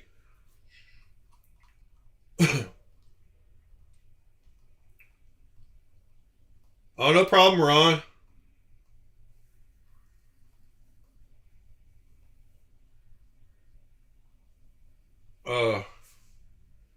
Yeah, as long as you don't talk about Yo Jumbos 4 or 5 times in a row. Only allowed one Yo Jumbo per video. I don't know what happened to that guy. He never came back. But yeah, my email, if you got any questions, man, just send me an email. Yeah, William, well, other channels aren't as cool as us, so I'm just joking. But there are super cool people in here that will help you with anything you want to ask. And I've made plenty of mistakes live on stream, and others have as well. And we get to the bottom of it, and we figure out the right answer. And that's what we're here for. Just learn about knives and talk about knives. We all enjoy knives. We all got that in common, so nothing stupid. I try to, yes, Scott, Yo Jimbo is okay. You can say Yo Jimbo 100 times, but Yo Jumbo, and you should have seen the conversation me and Pete had about that, because he thought, I thought it was pretty obvious that the Yo Jumbo was just a play on words, that it was a bigger version because of the jumbo word of the Yo Jimbo, but it got confusing there for a minute. Pete was confused. It was pretty funny, actually. But I was talking about Knives posted a version. So I guess the guy got, when he got the knives, he got the Yo Jimbo and sold those first. So that's what he knew about. And then he got the Yo Jumbo and he sold it. And then he got a knife and he listed it as the mini Yo Jumbo, which basically he didn't know that the mini Yo Jumbo, or maybe he got the Yo Jumbo first, then he got the Yo Jimbo. Anyway, he didn't know the mini Yo Jumbo was basically the Yo Jimbo. So he posted it It's one of those funny Chinese links where they don't know the translation. So he posted the mini Yo Jumbo. Instead of just calling it the Yo Jimbo, he called it the mini Yo Jumbo.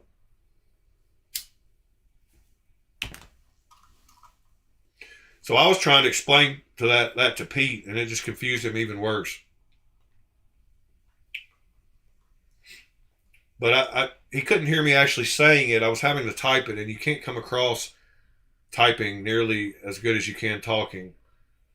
So I'm sure now he understands what I was saying about him calling it a mini Yo Jumbo when he should have just called it a Yo Jimbo, because that's what a mini Yo Jumbo is. A Yo Jimbo. All right, now I've said it 100 times in the chat, and I need to be kicked out. And we're at an hour and 45 minutes. I'm going to show y'all, that's something I hadn't done that y'all don't get to see. Y'all don't get to see a behind the scenes action.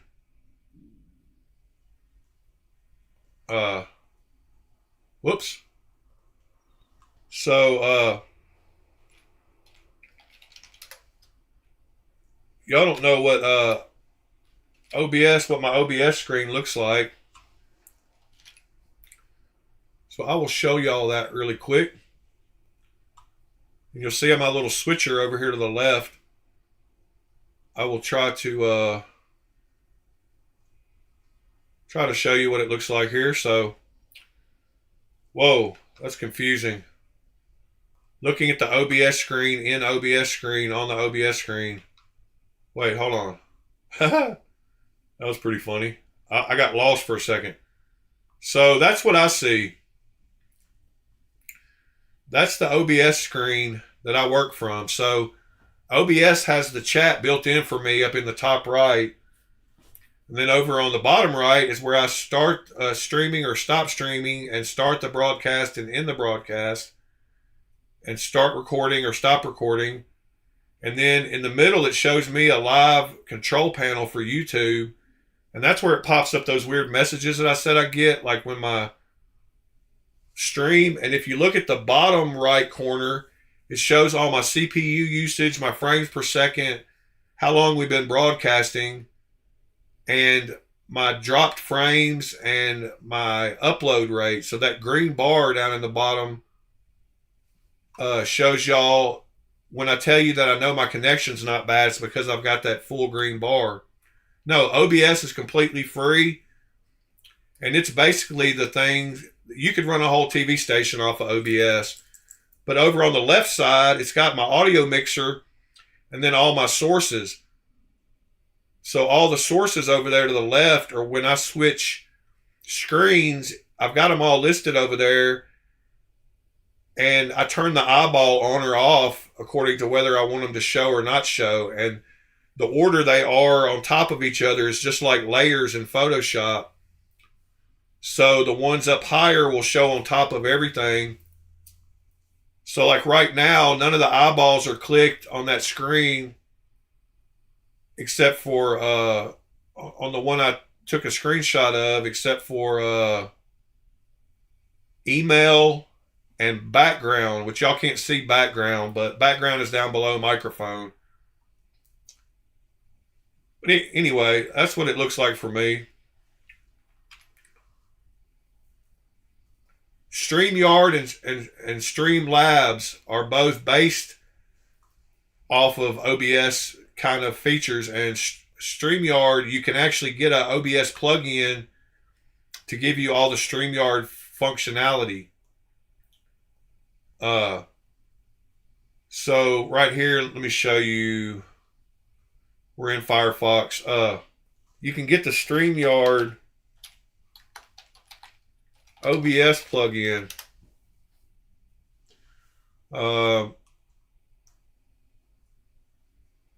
Let's see.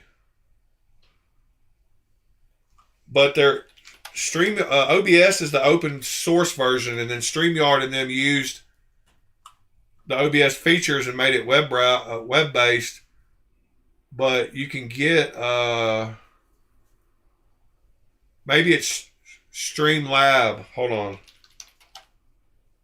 StreamYard is one of them, and Streamlabs is the other one. And yeah, so you can get the Streamlabs plugin for OBS. So it gives you all the functionality of Streamlabs. And Twitch streamers either use Streamlabs or StreamYard. And StreamYard is just all web page based. So it's super easy. But it's limited compared to OBS. So OBS has all kinds of plugins that you can add. And it's open source, so people can write all kinds of cool stuff for it. So like if I go to OBS, I'll show you. So if I go to OBS, he gave the links. Open broadcast, yeah. So you can go to the forum and go to plugins, and there's all kinds of plugins that you can get that people make for cool stuff. So there's a layer called DVI. No, it's called RDI. What is it called? NDI, sorry. There's an NDI layer, and so Skype and Zoom and stuff are able to interact directly with OBS from the program.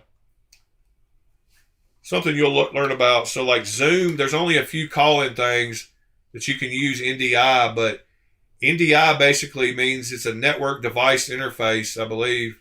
And it lets you, that's why when people call in on Skype, I can add it right into OBS, and the stream and stuff comes right from Skype, so there's no lag.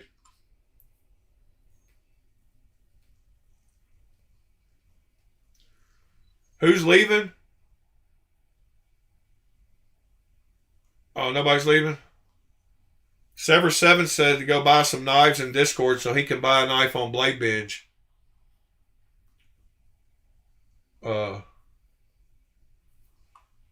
So he posted these three.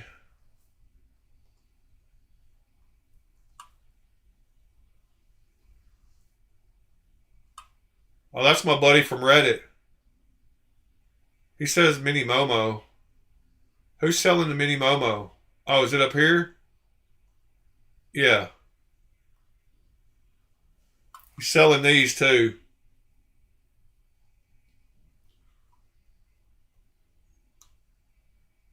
I like that Tucson. I might have to grab the Tucson from you. I was going to tell you the other day I kind of want that Tucson. I like the blade grind. I need to make sure I don't have one first. I have a problem with buying duplicate Tucsons.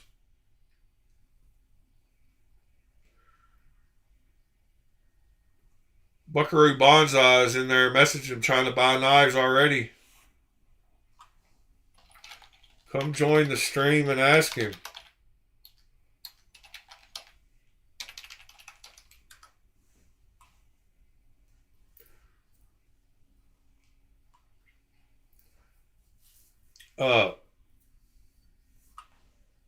Oh, you did just ask him. Anyway.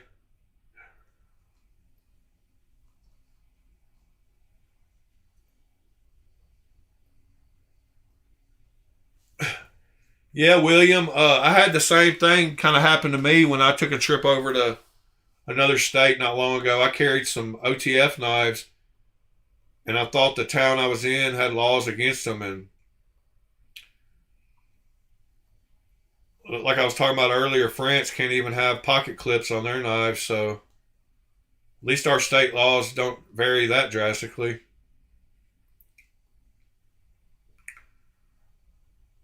Pretty wild. Oi! Oi, matey.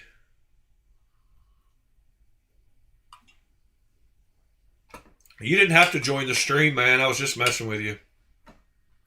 But we were in here talking about him selling those knives, and then you popped up on the Discord. So I was like, join us. Yeah, like Germer said, it's only illegal if you get caught, and do what makes you happy. That's our 2 mottos for this channel. No, I cannot support that, the illegal thing. But it is only illegal if you get caught. And if things are outlawed, only outlaws will have them. Right? So, shouldn't outlaw stuff. My opinion. That saying goes with pew-pews, but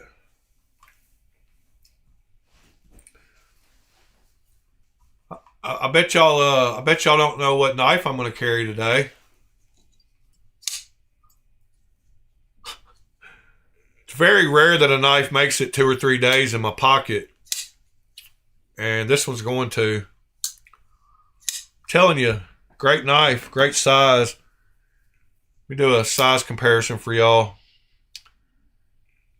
It's about exactly the size of a smock.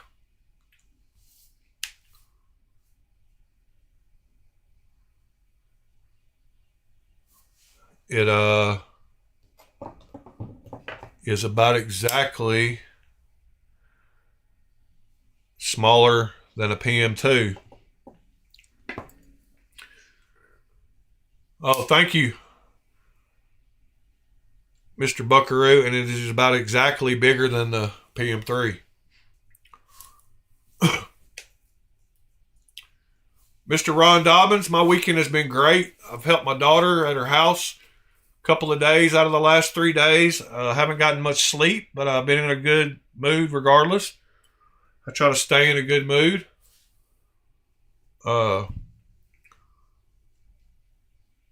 But yeah, the smock and that knife are very similar, as you can see.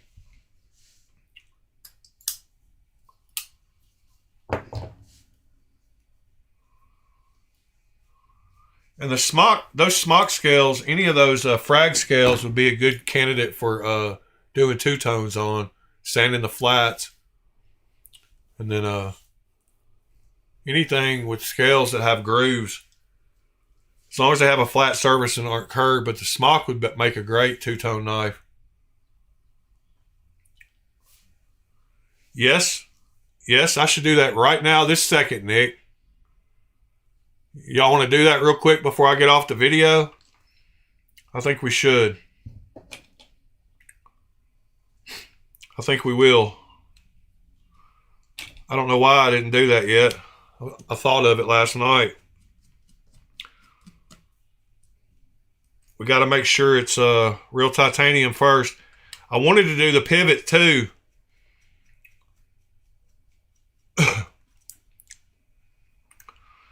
I need to get my magnet and check both of those real quick. I'm sure this backspacer is titanium. It just looks titanium. Doesn't look steel.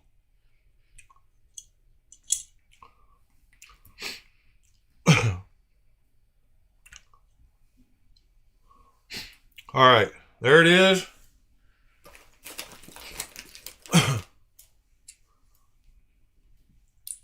It is titanium.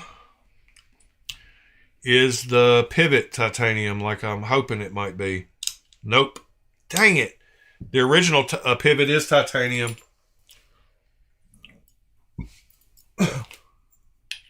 So, all right. Let's do it real quick. Shouldn't take but a couple minutes.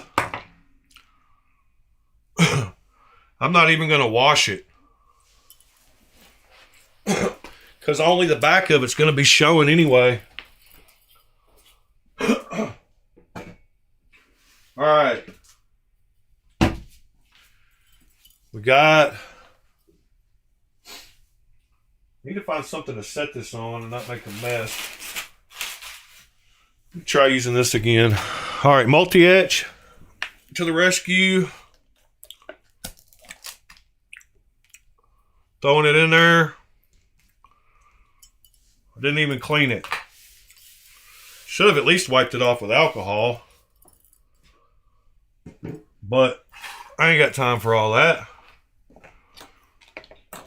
Alright, and my leads out. Positive and negative. Positive and negative. We got the water.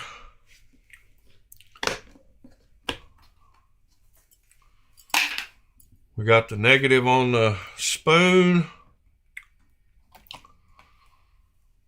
We got the positive on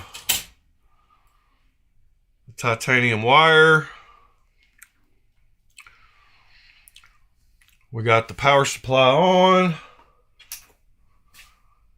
Probably still set to 75 volts.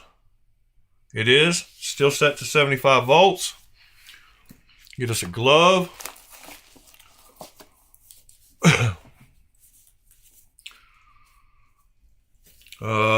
I need some water. I don't have a cup. Oh, I got a jar over here. That's got baking soda in it. Don't have a cup. I didn't think I'd have to leave the room. I thought I could do it all. Distilled water. You have to use distilled water. Hold on, gotta get a cup.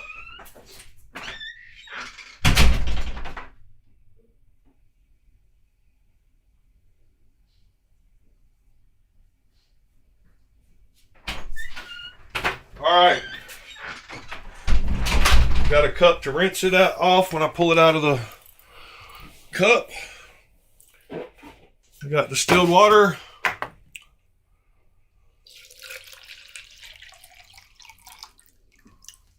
It's only like $1 a gallon, $1.19 a gallon or something. It's probably been in there long enough. We'll pull it out. Rinse in that water. Put it on the titanium rod.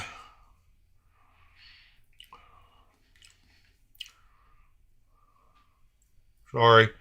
Hold on. All right, I got it on the titanium. And we're just going to dip it in and do it.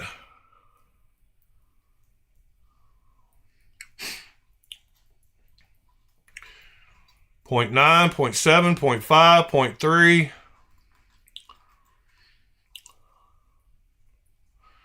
0.2.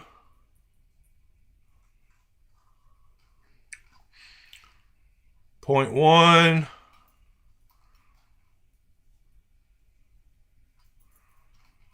0. There it is. And that one came out more purple. But like I said, it's got the blue and the purple. It's still wet. That's why it looks more purple. So we're done. Put that up. Take my leads off. Turn off the power supply. Put the leads up. Put my lids back on.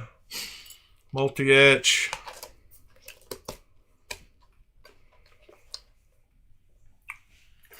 I don't know what knife is in that bag, but there's one knife in there. Make sure it doesn't get wet. All right.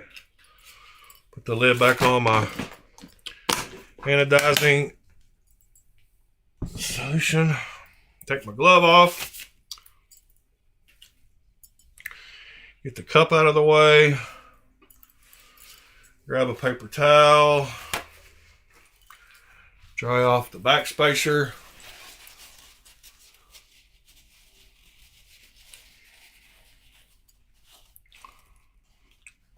Whoa. That really did do a more of a purple color. It's not going to match, but wow, look at the difference. I think it's because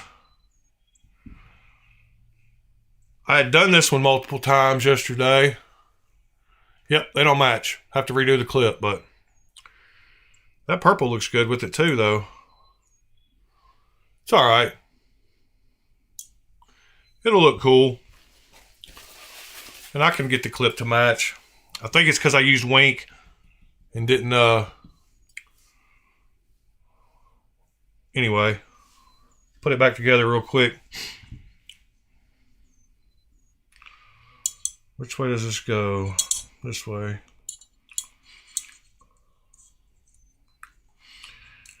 I think, yeah, it's starting to turn a little more blue now that it's dried off. Put the screw back in. I guess that's the right screw, yeah. Wait, is that the right screw? I don't know, I guess we'll know in a minute. Alright, screw back in. I'll take the clip off and redo it this same purple real quick, but I'll do it later. It's all good.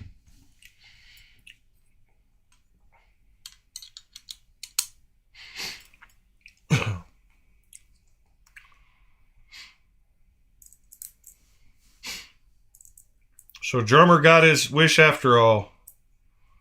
If he's still in here. What gauge wire do I use for the leads or for the to hang it on?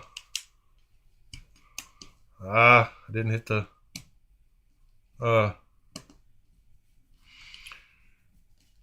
I don't know what gauge wire my leads are, but they're thicker than the standard ones that came with the power supply. I use banana plugs. I bought some extra ones. I'll show you. I don't know what gauge they are, but I'll show you the difference between the ones that it came with and the ones that I use. They're probably like 16 gauge, but talking about the titanium wire I bought, yeah, that's a big difference in color, but that's all right. I'll redo the clip. But there you go. Yeah, dang it now. You know, of course, I gotta fix it. I've got different gauges of the titanium wire, if that's what you're talking about. I've got some real thin stuff. I've got some like medium stuff that I use. And I got some super thick stuff that I use for when I do lightning anno, I hold it with this wire.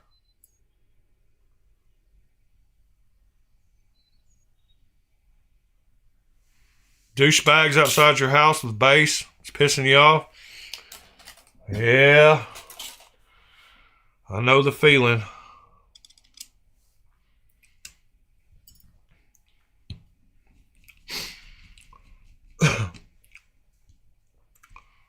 I used to be that douchebag. Actually.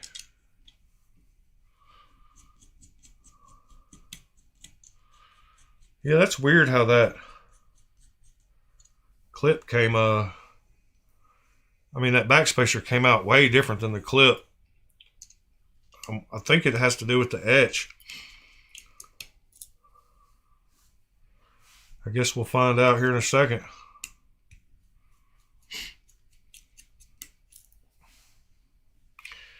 We ain't got nothing but time, huh?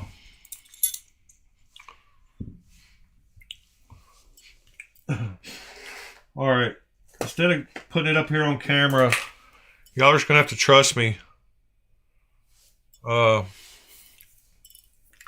get this off quickly, I'm gonna use Wink. And that could have been the problem with the color. You're supposed to heat multi-etch to use it. So if I was to try to multi-etch this 75 volt color off of this, then it would take forever at room temperature, like probably two or more hours. It would only take a couple of minutes if I heated the multi-etch. But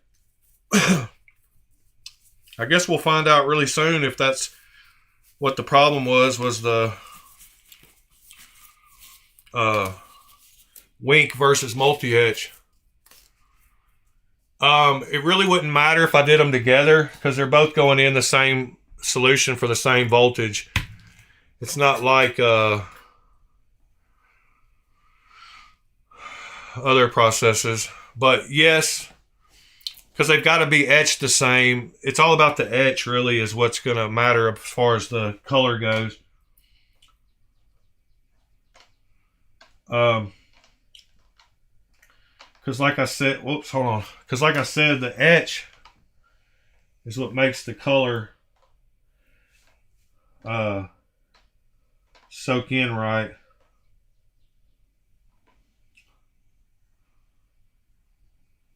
One 1,000, two 1,000, three 1,000.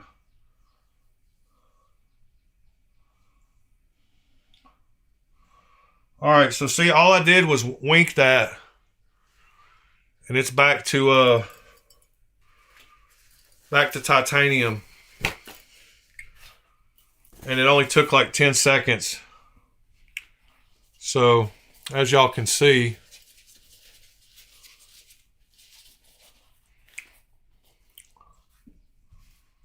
it's back to plain titanium that quickly. So now the important thing is, since I just used wink on it, that I let it sit in the multi-etch long enough. So I'm about to drop it in the multi-etch, and we're going to watch a video or something.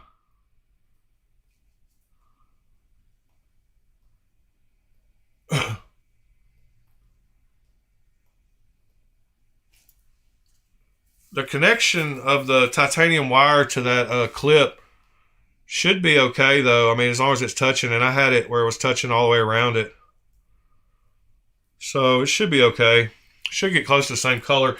I just need to let it sit in the multi-etch long enough. Let's go watch a quick video, so I won't have any reason to pull that out. Let's see. Let's scroll through my stream and see if we find a knife video that we could watch or something for a second. Give me enough time to come on. Why is it not loading up? All right.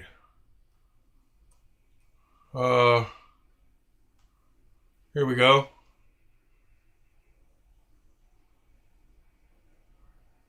Let's promote this guy. Peterbilt knife guy.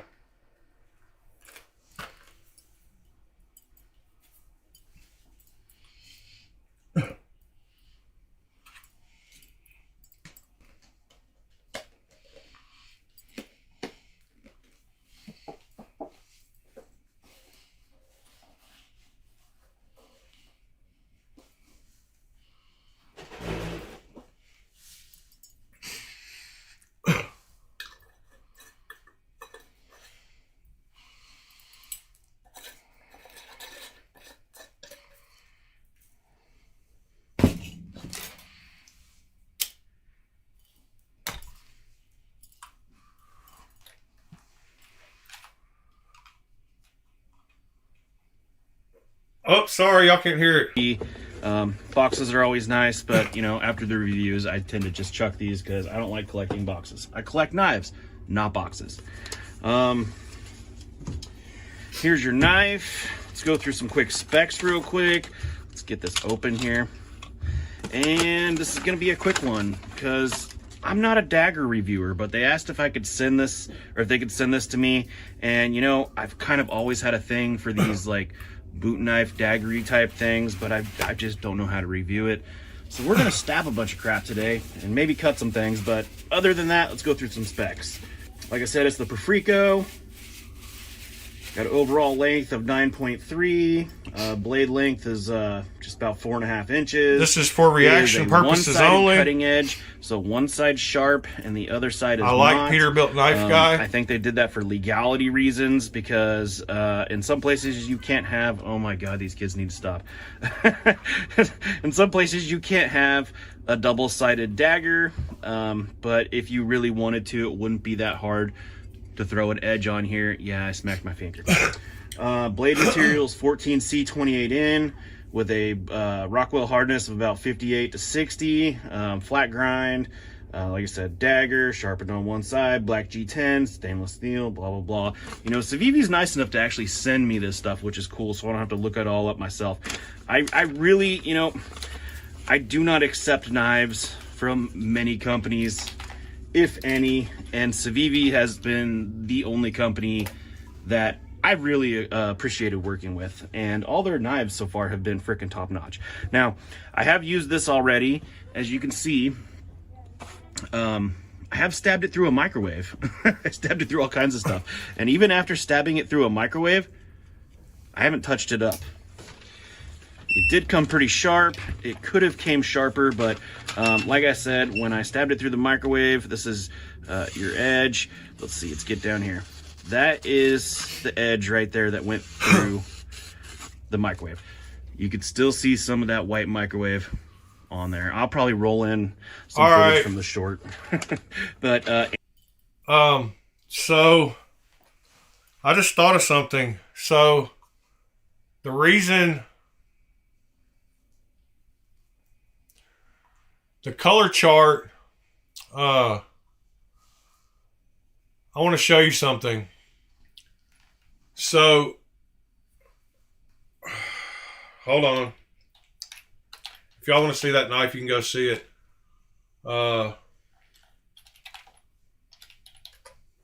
So the color we just got, I had it set to 75 volts. I want y'all to see something.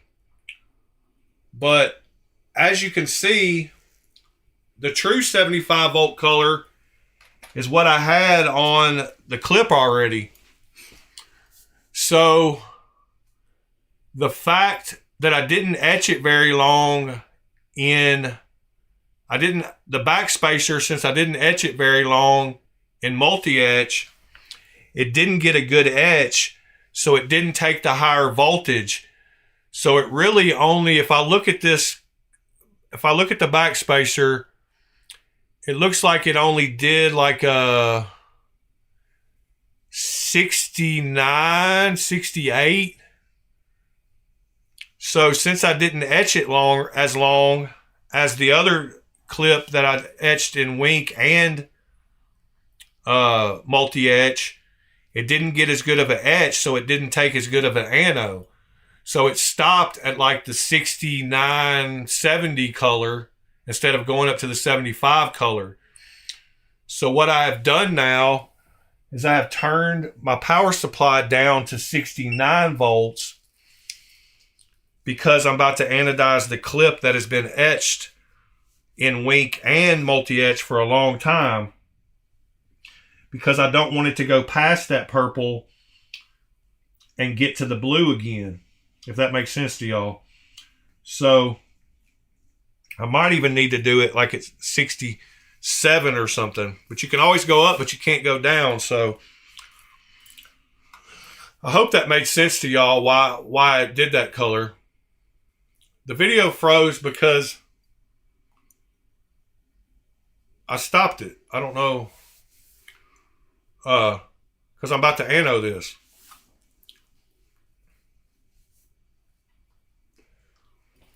So I hope y'all just understood what I said about the ano. This clip has been etched way more than that backspacer was. So it took a higher voltage color. So even though I put the backspacer at 75 volts, it didn't ano at 75 volts. It anoed at like 69 volts because it hadn't been etched as long. So I've got this now set to the 68 volts since it has been etched good.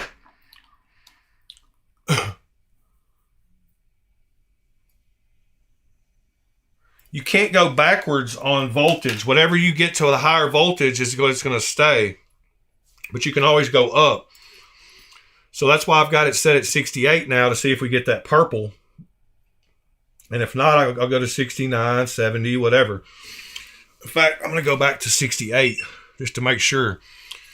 So now you can see I've got this. And we're going to anodize it. You'll be able to watch it go through the colors. I wish y'all could see the angle a little better. But I'm going to pull it out if I see it get to a purple and start to go past purple. I don't think we're going to quite get there. We're getting closer. We're getting into the purples now. And I'll show you the chart in just a second. I'm going to pull it out and show y'all. We're in a We're in a light color. If I go back to the Firefox, you're going to see we're just now getting into those bottom 60s in the ano. So we're going to keep, we haven't got quite to the purple we need. So we're going to get it to match. I got the clip laying here, so I can just keep going up a couple of volts at a time until we get it perfect. So as you can see, the color is not, I don't, y'all can't see. Now you can see the two colors. This is more of a pink. So I'm going to go up now. I'm going to go up to 70.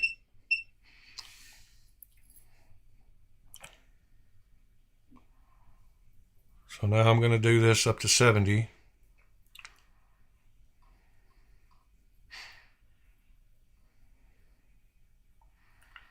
Not quite as bright, but it's getting closer. See, it's getting closer.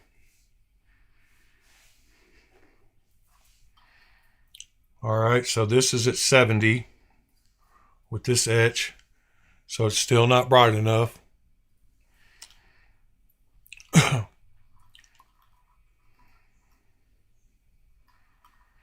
So I'm going to make sure it's got all that 70 volt before we go up. Two more. All right, still not quite the same. I'm going to go up to 72 volts.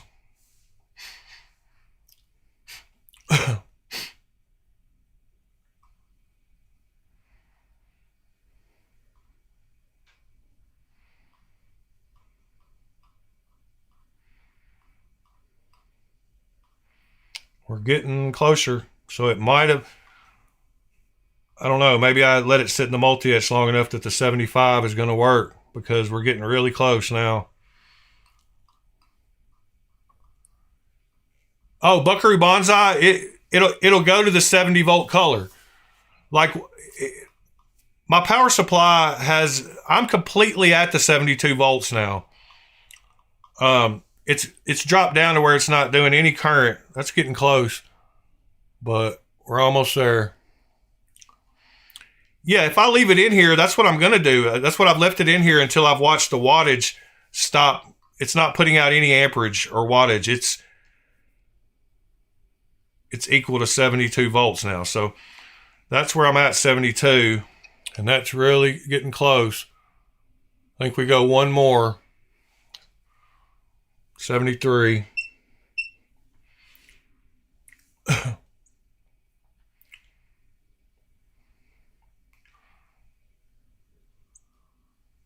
Oh, if you left it in there, it won't go any further.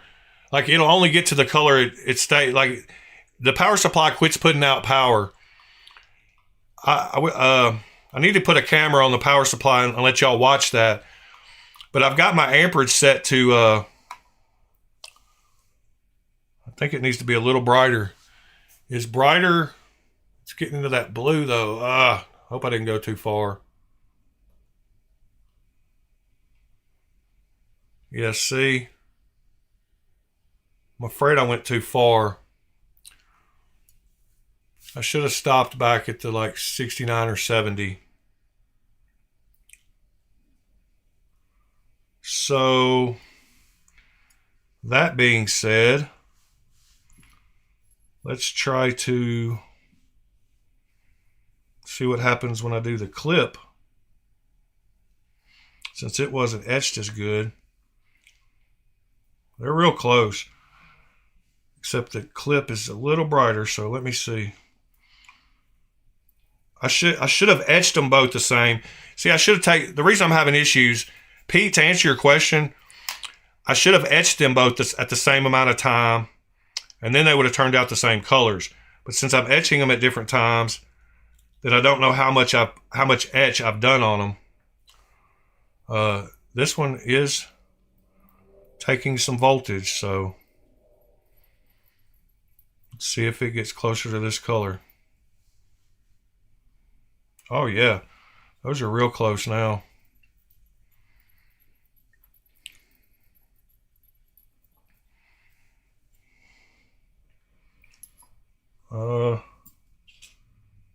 Those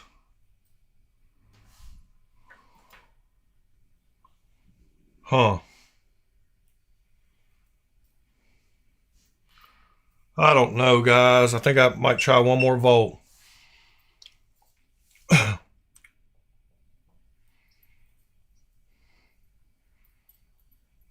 See if I've evened them out. But yeah, I should have etched them together.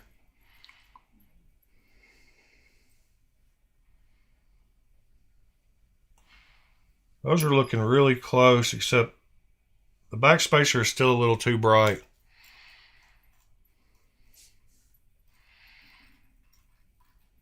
So I probably need to go up to like 76 or 77 with it, because it wasn't etched as much as the...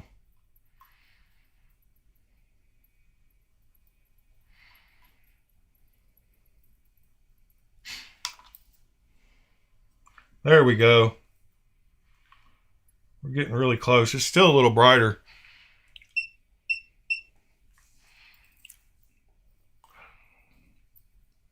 I should just wink them both together. And, oh, wait, hold on. There we go. Yeah, I should wink them both together back to titanium and then do them. Because it's the etching that needs to be the same. I'm going to say the back, that looks really good. I don't know if y'all can, I can't see the chat at the moment. I've got my stupid browser window open.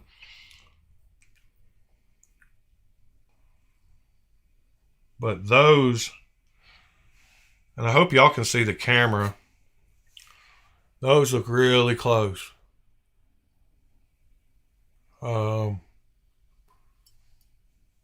Yeah, I need to dry them both because this is dried off some. I agree. Good call.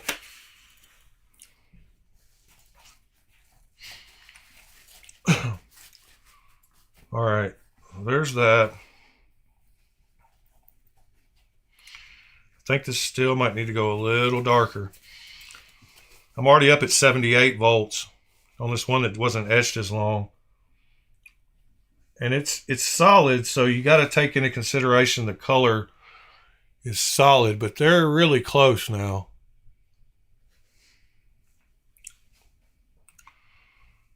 I don't know. I think I'm going to leave it there, even though they're really close. If y'all can see that. They're way closer than they were.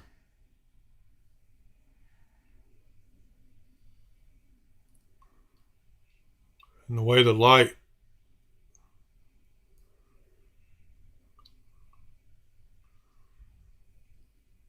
All right. We're going to stop with that. Just because I said this solid side looks... Yeah, that's about the same. It's that blurple color that I had the clip originally, but a little lighter, and this one's drier. So I think we're good there. But what I was saying is the etching is what matters, because how much the material gets etched is how much anode it'll absorb, if that makes sense. And you can etch, if you leave it in the etchant like the wink, it'll pit it and make holes and really mess up the titanium if you leave it in the wink. Whereas the multi-etch is very non-aggressive, and that's why it's so good. And the cool thing, it's so... That's the wrong lid. Multi-etch is so non-aggressive that you can actually use it to go back colors. So if you anodize it too far, so like right here, if we go to the chart again that I was looking at, if we go to the chart and we got like past the 78 there into the golds, so let's say we got to, or let's say 78, so we got into the greens. So let's say we got one of them all the way up to like that 87 green, then we could take it and put it in multi-etch and kind of watch it until it got back to the 78 color, because multi-etch will take it back real slow. And you can actually reverse colors with the multi-etch, which is pretty cool.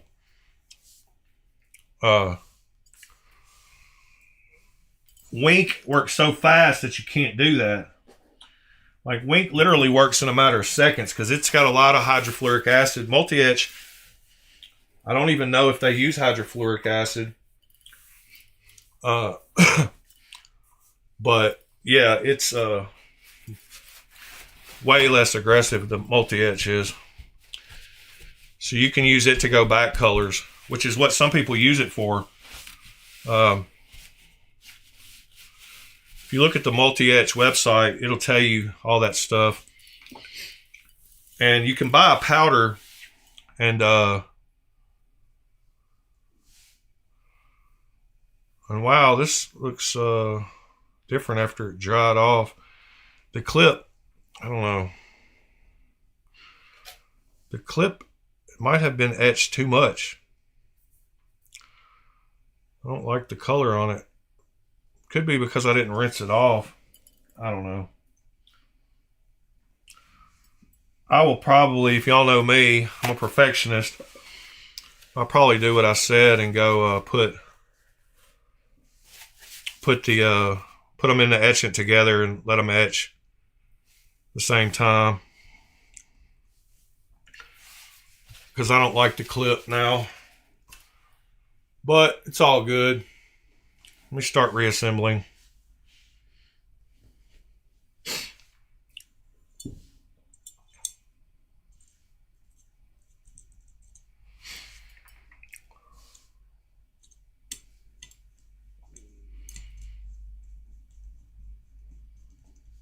I should dry. Stupid water.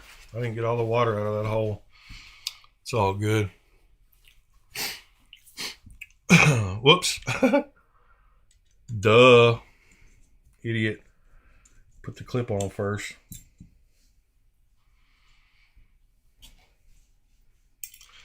See, the clip's got a weird look to it, but like I said, you can pit. I sanded the clip too, so there's lots of things different between the clip and this backspacer. Not the way you should actually do it. But that's just a problem with me trying to teach y'all at the same time. I wouldn't have done this if it wasn't trying to teach. I would have done it. I wouldn't have any problems and I would have done it correctly.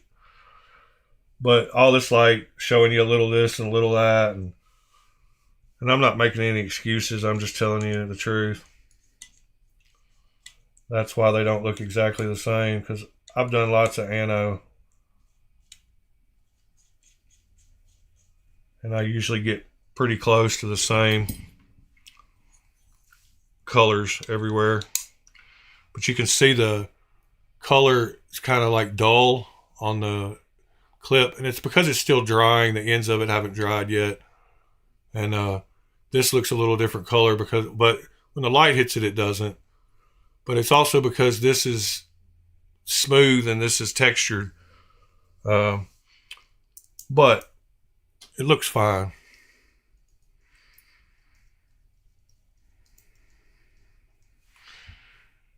Yeah, I should get an affiliate link for the Amazon for all the stuff I use and post it in a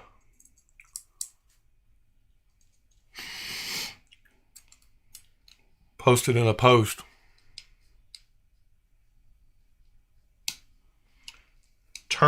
Turn your screws backwards until you feel it drop into place so you don't strip your screws. That's a very important tip I'd like to teach y'all. Spin the screw backwards until you feel it drop in. It'll actually make a noise. Get the oil moving back around right. Good thing about titanium is it won't rust, so a little bit of water that I left on there won't matter.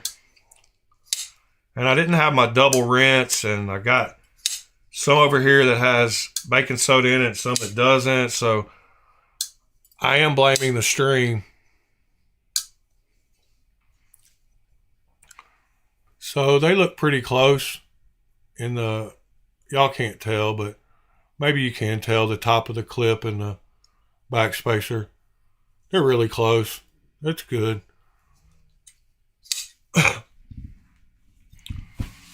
until I redo it again. Just joking. Now the back spacer matches. And there's a shadow on that side, so maybe that'll look closer to the same. Light hitting them both. Yep, you can see they're close. Well, all right, guys.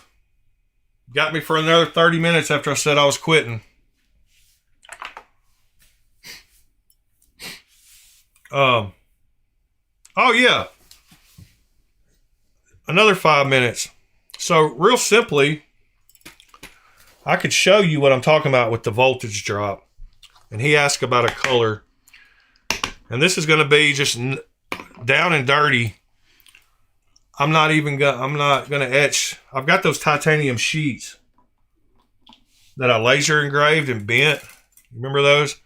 These things that when I bent. Well, I'm going to show you the power supply real quick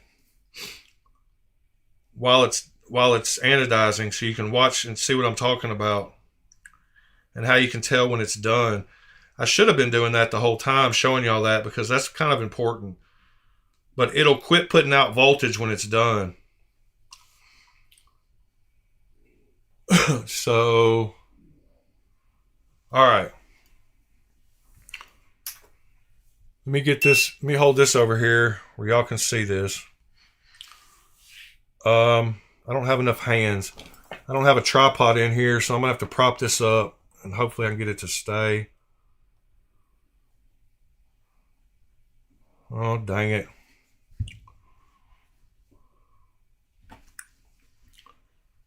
All right, there we go. All right, cool. Let me put the phone in the corner.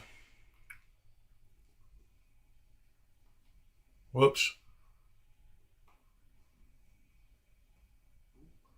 Where's the stupid phone frame? Is that it? All right. Phone in the corner. Y'all can see the power supply now. I'm going to take this sheet. You can see it's set to 78 volts. Let's set it to 80 volts just to be good. All right. Now, when I drop this in here, you're going to see. So you see this bottom number? That's watts. This middle one is amps. Whoops, hold on. This, I've got it set to 3.2 amps, which is as high as it'll go.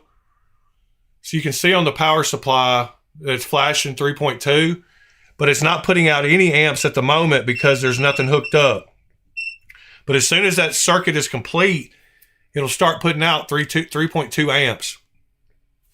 So this wattage will start out producing 80 volts times 3.2 watts. Times 3.2 amps, which would be like 240 watts. Because watts equals volts times amps. Something. Volts equals IR. V equals IR. Anyway, what I want y'all to do is watch that bottom number. You can watch both the bottom two, but mainly the bottom number. And that's how many watts the power supply is putting out. So when I drop this in here, it's going to start changing the color of this sheet. See, it's how it's dropping. It's at 100. It's putting out the full amps. Now the amps are dropping and the wattage is dropping. And see how the watts keep dropping? So now it's 24 watts, 23 watts, 22 watts, 21 watts. And you see the volts at the top? They didn't get to 80 volts until it started getting closer to the bottom here. So you have to keep it in there until that bottom watts gets to basically 0. So right now it's still putting out 8 watts. And if I move it around, I just make sure I can't touch more of the titanium. And this big sheet, see how it's down to 5.5 watts? This is a huge sheet. I've never anodized something this big. You see how the watts on the bottom is still dropping? It'll be done when that gets down to 0. And usually it's done when the top voltage gets to whatever voltage you have it set at. So this sheet might be so big that we're not really getting anything. So that's the color at 80. at 80 volts on this titanium that hasn't been etched at all, which is terrible. And if we go look at the chart, you can see that we're probably somewhere like at 59. You see that 59 color? That looks like about basically where we're at. So that's how much the etching matters. So right now, that color is like the 59 color, even though we're at 80 volts, because I didn't etch it at all. So let me crank it on up and get a color in it at least. I'm going to go all the way up because it'll go to 120 volts. We'll at least see a color.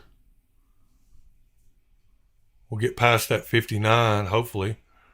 Like I said, I've never anodized something this big. And I've never anodized something without etching it either. And who knows if this is titanium, like, I don't know what the deal is. You can see the blue color, though, at the edge. Not really changing color, though. This could be bad titanium. But it really doesn't matter because all I was showing you is that wattage drop. So you know it hasn't gotten to, it won't go any higher than 87, even though I've got it set to 120. It's not really changing no color. You can see the spectrum of color right there, though. It could be because I'm doing way too much titanium at once. Yeah, we're getting up to, and probably because I didn't etch it. I mean, it's definitely because I didn't etch it. Probably because it has grease on it and all kinds of stuff. But it went through the colors. You can see the little rainbow colors here. And it got to that like 59. And you can see some colors in there too. So it just has to do with the etching. But what I wanted y'all to see is that it only shows the watts when the current's connected. See, like right now. And you want that number to drop to 0. And then it's done. And I'm just barely touching it in here. And the voltage will keep climbing towards what you've set it at. And you can tell that it's not getting to the color you've set it at because I set this one at 120. See, when I pull this out, I thought I set it at 120. Yeah. So that was a bad example, except to show y'all, because I didn't etch this at all, but to show y'all the wattage on the power supply. And I could anodize this wire to show you the same thing. So this titanium wire right here, I could just hook the lead right up to this wire, and it hasn't been etched either. And see how the numbers started out high, and now they're dropping.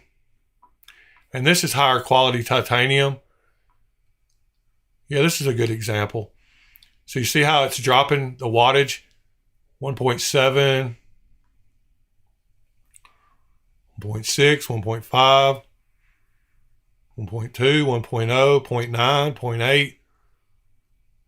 This is that number that I'm telling y'all when I'm getting close to being done. Because see, it'll drop from 0.7. And it's probably because I haven't etched this, but you can see that change like a pink color. What is? Yeah. So you can see the, whoops, the phone move. But that's how the power supply works. It starts out high wattage and then it drops down to 0.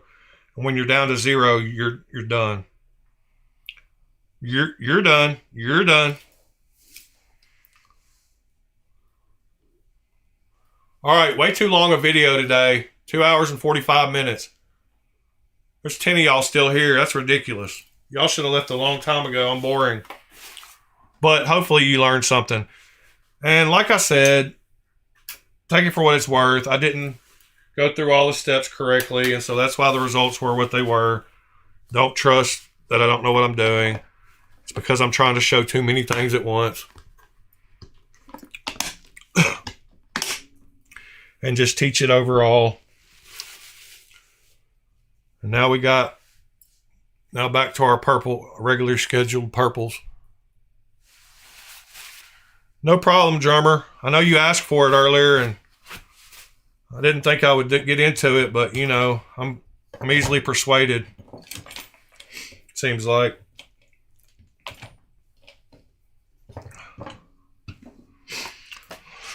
All right, guys, I'm in it for real this time. Yeah, I know y'all aren't just going to call me an idiot because it didn't all work out exactly right, because I was showing you different phases of it anyway. But at least that time you got to see the power supply, the wattage at the bottom drop.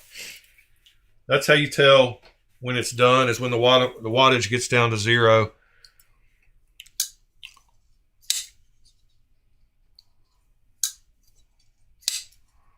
Well, y'all have a great rest of your Sunday. Tomorrow is that dreaded day for a lot of people. Monday blues. See, the colors are, it's got like a matte finish on this clip because of where I sanded it and didn't wink them together and used too much wink. But the colors are pretty close and I can deal with it enough for today. I will re-wink them and what I'll do is I'll put them in multi-etch and let them sit for like 2 or 3 hours until it comes all the way down from that high voltage back down to 0. Or I might take the multi-etch in there and heat it up and you do it like you're supposed to. But either way, I will get them etched the same and then I will anodize them back to back. I mean, they don't have to go at the same time as long as they're etched the same. Now the purple backspacer looks good. Purple clip looks good too, and they're close. Close enough for me to put it in my pocket today. Scott, all y'all, drummer, Pete, y'all that hung in there, appreciate y'all. Buckaroo Bonsai, Mr. Nauticus or Nauticus, what was it? Heck, I don't know. Buckaroo Bonsai, I guess. Nasticus? Nasticus. Nasticus. That 5 throws me off. I don't know how I'm supposed to say it.